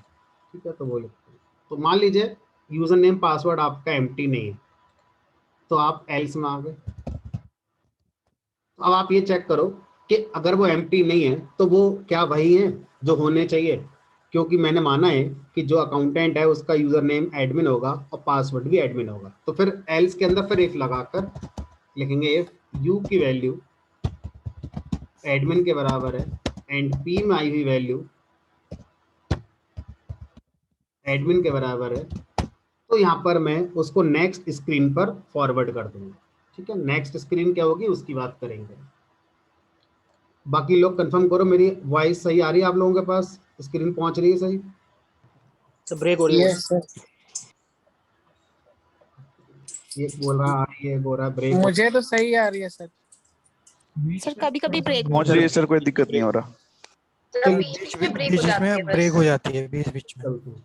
अब ये इम्पॉसिबल है, अगर मेरे एंड पे प्रॉब्लम होगी तो सबको ब्रेक मिलेगी, ऐसा नहीं हो सकता एक को सही आएगी एक को मिलेगी।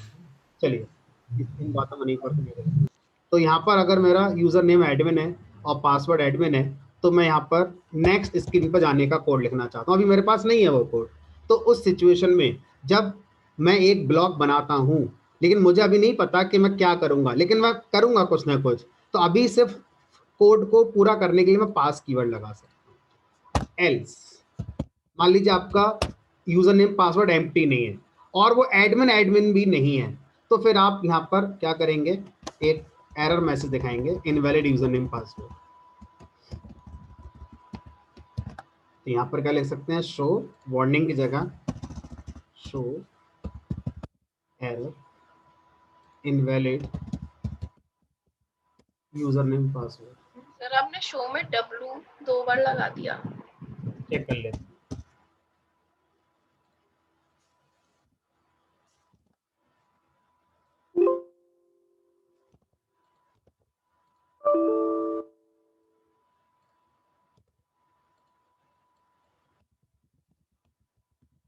अब सही होने पर मैंने कुछ करा नहीं है, पास लिखकर छोड़ दिया, लेकिन अब मैं चाहता हूं कि जब आप सब सही हैं तो यहां से आप नेक्स्ट स्क्रीन पर जाएं। अब नेक्स्ट स्क्रीन का मतलब है कि जैसे मैंने ये फंक्शन बनाया है मेन बॉडी करके,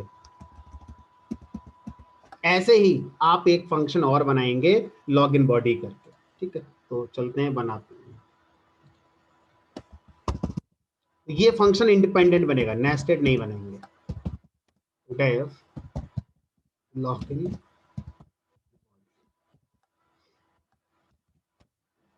अब ये जो लॉगिन बॉडी फंक्शन होगा ये क्या करेगा, उतने ही साइज का फ्रेम बनाएगा जितने साइज का फ्रेम मेन बॉडी ने बनाया था, यानी कि ये वाला काम।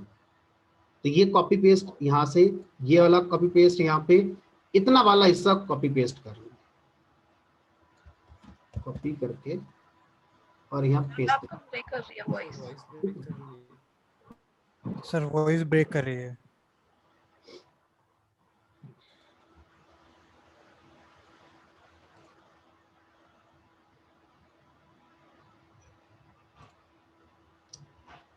चलो इसमें ज्यादा कुछ कह नहीं सकते, कर नहीं सकते, थोड़ा 5-2 मिनट का पॉज लेते हैं।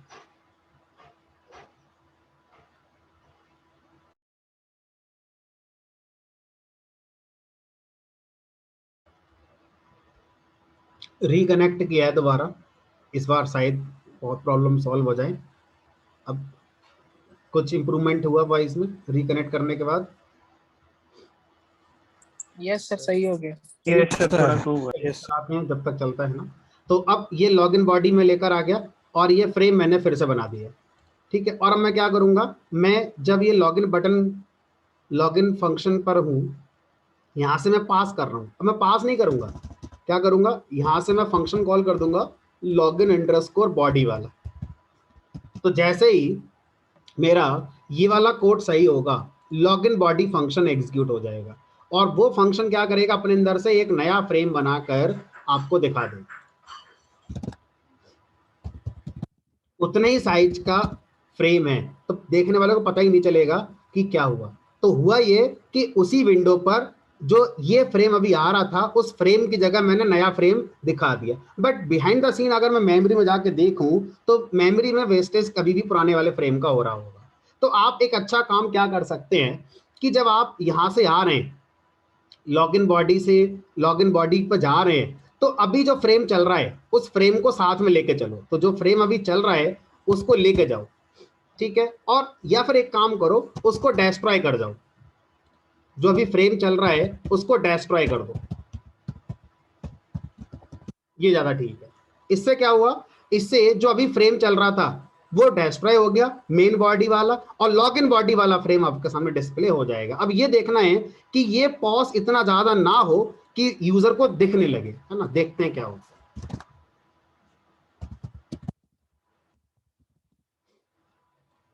ठीक है, कोई प्रॉब्लम नहीं है। तो ये टेक्निक हम आगे फॉलो करेंगे। अब यहाँ पर हम आ गए, अब आप लॉगिन में क्या दिखाना चाहते हो, यानी कि जो आपका अकाउंटेंट है वो लॉगिन कर चुका है परफेक्टली। अब उस अकाउंटेंट से आप क्या करवाना चाहते हो उसको डिजाइन करते हो।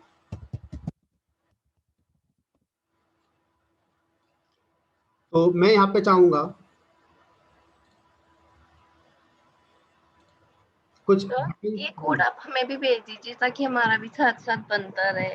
हाँ हाँ, ये मैं आपको जैसे डेली मैं सेंड करता हूँ ऐसे ही मैं करता रहूंगा। नहीं नहीं, अभी सेंड कर दो, साथ साथ कोई एरर आएगी तो पूछ भी लेंगे। समझा नहीं? मेरा कहने का मतलब है हम भी आपके साथ साथ ही लाइक कर लेंगे। अभी जो हम लिख नहीं पाए ना इतना सारा, तो आप अभी शेयर कर दीजिए। नहीं, ऐसा ना करिए, क्योंकि अगर आप मेरे साथ साथ करेंगे तो ये कभी खत्म ही नहीं होगा। मान लो आपका हो गया, किसी किसी का एरर आते ही रहेगा। तो आपको क्या करना, अभी ऑब्जर्व करना है, और जब मैं क्लास के बाद इसको शेयर करूंगा फिर आप इसको रेफरेंस करके अपना कोड डेवलप करेंगे। मेरे साथ साथ मत बनाइए, अभी बस ऑब्जर्व करिए कि कैसे कैसे मैं यहाँ पर। आवाज नहीं आ रही सर आपकी, वॉइस ब्रेक हो रही है सर, आपकी वॉइस बहुत ब्रेक हो रही है।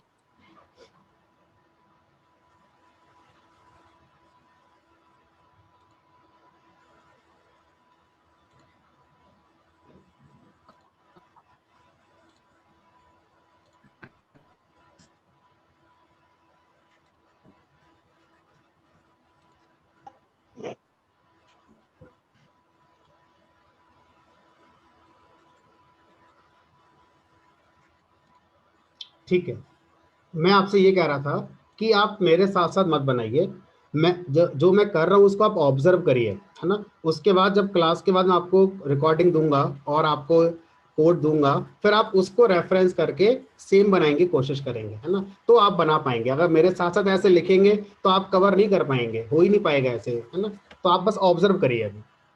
चलिए, तो अब यहाँ पर मैं चाहता हूँ कि जब ये स्क्रीन आए हमारी, लॉगिन होने के बाद जो आपका अकाउंटेंट है वो क्या कर पाए, सबसे पहले यहाँ पर मैं कुछ बटन्स दिखाना चाहता हूँ।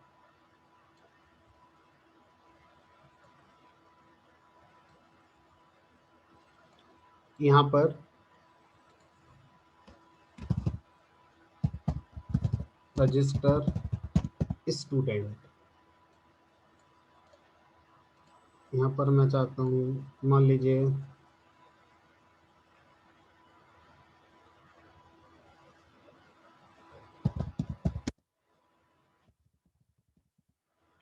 फाइंड स्टूडेंट,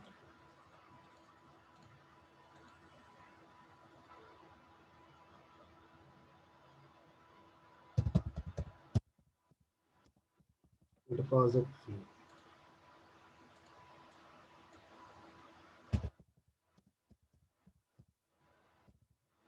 एड कोड, कुछ इस तरह के में ऑप्शंस हैं जो अकाउंटेंट को देना चाहता हूँ। तो जैसे मान लीजिए आप आते हैं और आपने एडमिशन ले लिया पाइथन में, अब आपकी जो डिटेल है, जो अकाउंटेंट है वो इस बटन पे क्लिक करेगा, और जैसे ही वो इस बटन पे क्लिक करेगा, इस बटन के क्लिक पर एक नया फॉर्म ओपन होना चाहिए, है ना। और उस फॉर्म में सारी डिटेल हमारी लिखकर आनी चाहिए कि आपका नेम ये है, आपका मोबाइल नंबर ये है, आपकी ईमेल आईडी ये है, आपका जो कोर्स है वो ये है, ठीक है, वगैरह वगैरह, ये सारी इंफॉर्मेशन आएगी। और यहाँ पर जब बटन पे क्लिक करेंगे तो ये सारी इंफॉर्मेशन हमें डेटाबेस में रखनी होगी, ठीक है। तो डेटाबेस वाला पोर्शन यहाँ से मेरा शुरू हो जाएगा। और जब फाइंड स्टूडेंट पे जाएंगे तो हमारे सामने जो स्क्रीन आनी चाहिए, उस स्क्रीन के अंदर हमारा एक टेक्स्ट फील्ड आना चाहिए इस तरह से, और उस टेक्स्ट फील्ड में स्टूडेंट आईडी टाइप करेंगे और बटन पे क्लिक करेंगे फाइंड, तो जो भी यहाँ पर मैंने आईडी टाइप करी है उस आईडी पर जो स्टूडेंट है उसकी डिटेल आ जानी चाहिए, एटसेट्रा एटसेट्रा एटसेट्रा। तो यहाँ से हम लोग आगे नेविगेट करेंगे। और यहाँ पर एक बटन और हम लगाना चाहेंगे लॉग आउट का, कि जब एडमिन लॉगिन हो गया है तो वो लॉग आउट भी होना चाहिए। जब इस बटन पे वो क्लिक करेगा तो वो लॉग आउट हमारा हो जाएगा। लॉग आउट का मतलब हो गया पहले वाली स्क्रीन पर वो वापस से आ जाएगा। तो अभी पहले इतना इंटरफेस तैयार करते हैं, लॉग आउट बटन बनाते हैं, और यहाँ पर एक मैसेज भी मान लीजिए लिख देते हैं, वेलकम एडमिन। इस तरह से हम जो लॉगिन जो फ्रेम होगा हमारा उसको डिजाइन करना चाहते हैं। वेलकम एडमिन इधर आना चाहिए लिखा हुआ, तो ये एक लेबल हो गया, ये एक बटन हो गया लॉग आउट का, और ये बीच में कुछ और हमारे बटन्स वगैरह आने चाहिए। तो इसको हम लोग यहाँ पर रिप्रेजेंट करेंगे, कैसे करेंगे वो देखते हैं। तो वेलकम वाला पहले इम्प्लीमेंट कर लेते हैं। तो लॉगिन बॉडी में सबसे पहले मुझे एक लेबल बनाना है, वेलकम लेबल,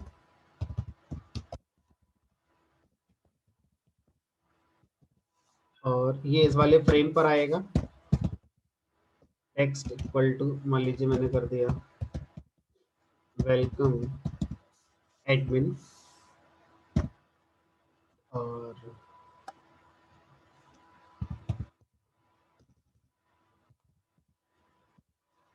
font इसका छोटा ही रखते हैं,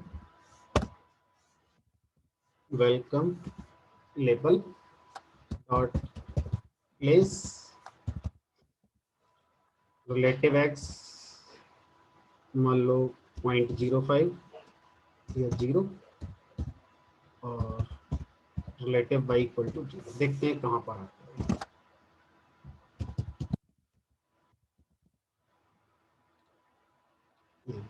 तो थोड़ा साइज बड़ा कर देते हैं और बैकग्राउंड हटा देते हैं। साइज बड़ा करने का मतलब हो गया, इसको ये कर देते हैं, और इसका जो बैकग्राउंड है वही कर देते हैं जो हमारा फ्रेम है।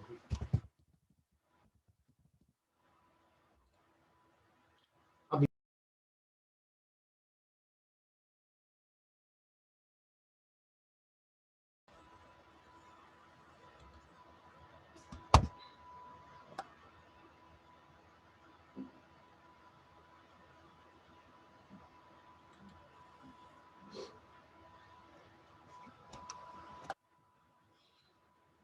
एक मिनट रुकेंगे जरा, मैं नेट कनेक्शन चेंज करके आता हूँ, 1 मिनट रुकेंगे।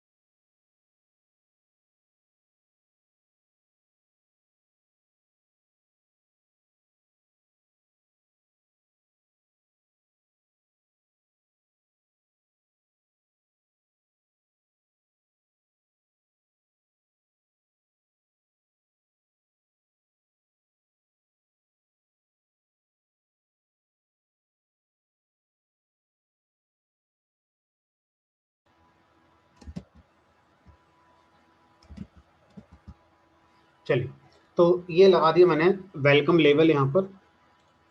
अब मुझे बताना है एक लॉगआउट बटन लगाना, तो लगा दिया मैंने logout button equal to button frame पे लगा दिया, और इस पे लिख दिया मान लीजिए लॉगआउट, और इसका फॉन्ट यही कर दिया BD equal to 7, logout button place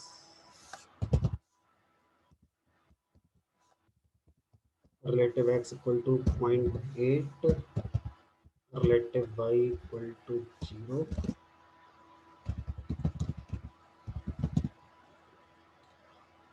तो इसका मतलब है y तो ठीक है, रिलेटिव x थोड़ा सा मुझे और बढ़ाना है जिससे कि सामने वाले को राइट में नजर आएगा, तो ये थोड़ा सा इसको बढ़ा देते हैं।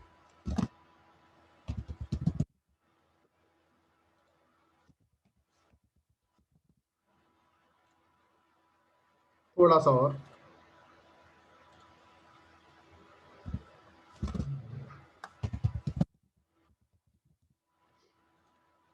ज्यादा हो गया।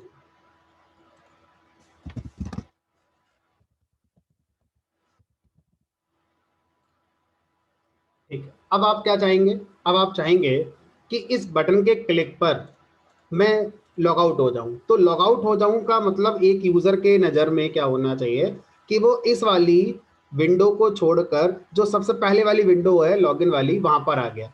तो आपको एज ए प्रोग्रामर क्या करना है, इस लॉग आउट बटन के क्लिक पर मेन विंडो का जो फ्रेम था वो आपने लॉन्च करना है। तो देखो कैसे करेंगे, यहाँ लगाया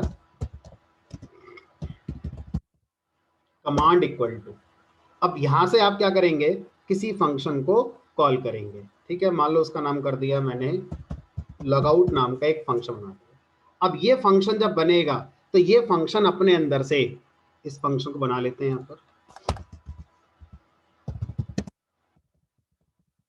ये फंक्शन अपने अंदर से क्या करेगा, जो करंट फ्रेम है उसको डिस्ट्रॉय कर देगा, और जो मेन विंडो वाला फ्रेम था उसको कॉल कर देगा मेन बॉडी। तो ये फंक्शन यहां से कॉल कर देगा, देखिए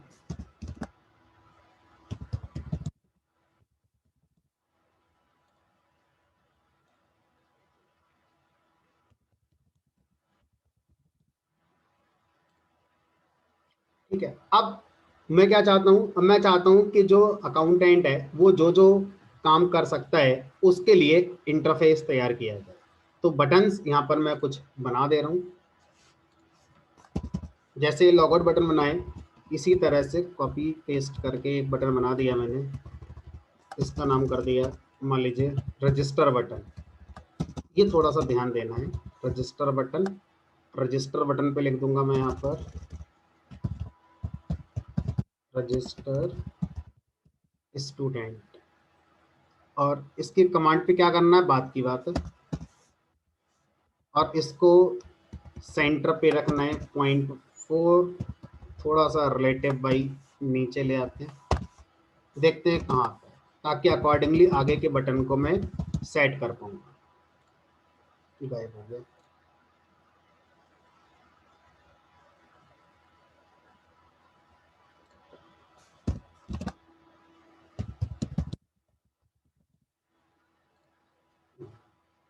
ठीक है, अब इसी के नीचे आप चाहते हैं और बटन आ जाए, तो अब कॉपी पेस्ट, इसको कॉपी करेंगे, पेस्ट करेंगे, और यहाँ पर रजिस्टर बटन के बाद फिर लिख दिया, मान लीजिए मैंने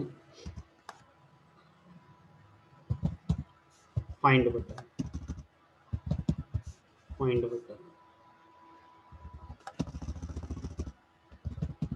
फाइंड स्टूडेंट, सब कुछ वही, सब वाई चेंज करना है, वाई 0.2 पर,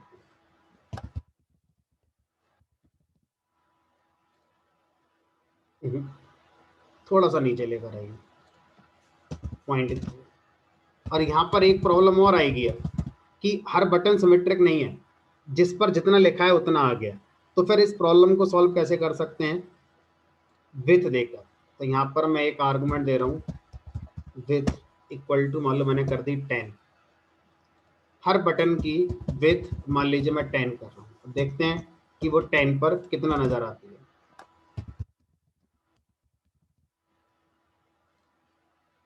कम है, थोड़ा और बढ़ाइए विथ को, मान लीजिए मैंने यहाँ पे कर दिया 15।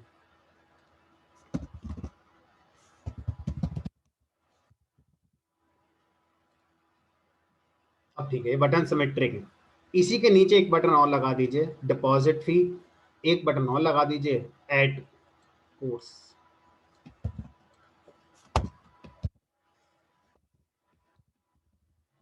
यहाँ पर लगा दिया मैंने डिपॉजिट बटन,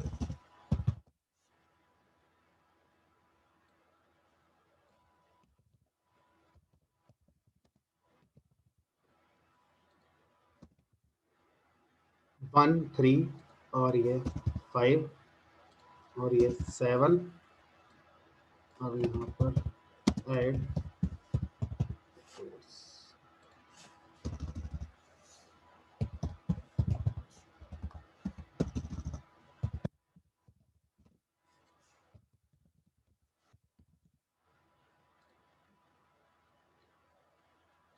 ये आपका जब अकाउंटेंट लॉगिन करेगा तो उसका जो मेन स्क्रीन होगा, इस तरह से आपको ये दिखाई देगा। अब जब हम इस पर क्लिक करेंगे तो एक नया विंडो ओपन होना चाहिए, तो वास्तव में विंडो ओपन नहीं होगी, विंडो वही रहेगी। इसके क्लिक पर एक और फ्रेम बनेगा, रजिस्टर फ्रेम, किसी भी नाम से आप बना देंगे, और जो अभी फ्रेम दिख रहा है ना, लॉगिन फ्रेम, उसके ऊपर हम इस वाले फ्रेम को ला देंगे, पुराने वाले को डिस्ट्रॉय कर देंगे। तो पूरे प्रोजेक्ट का नेविगेशन इसी तरह से मैनेज किया जाएगा।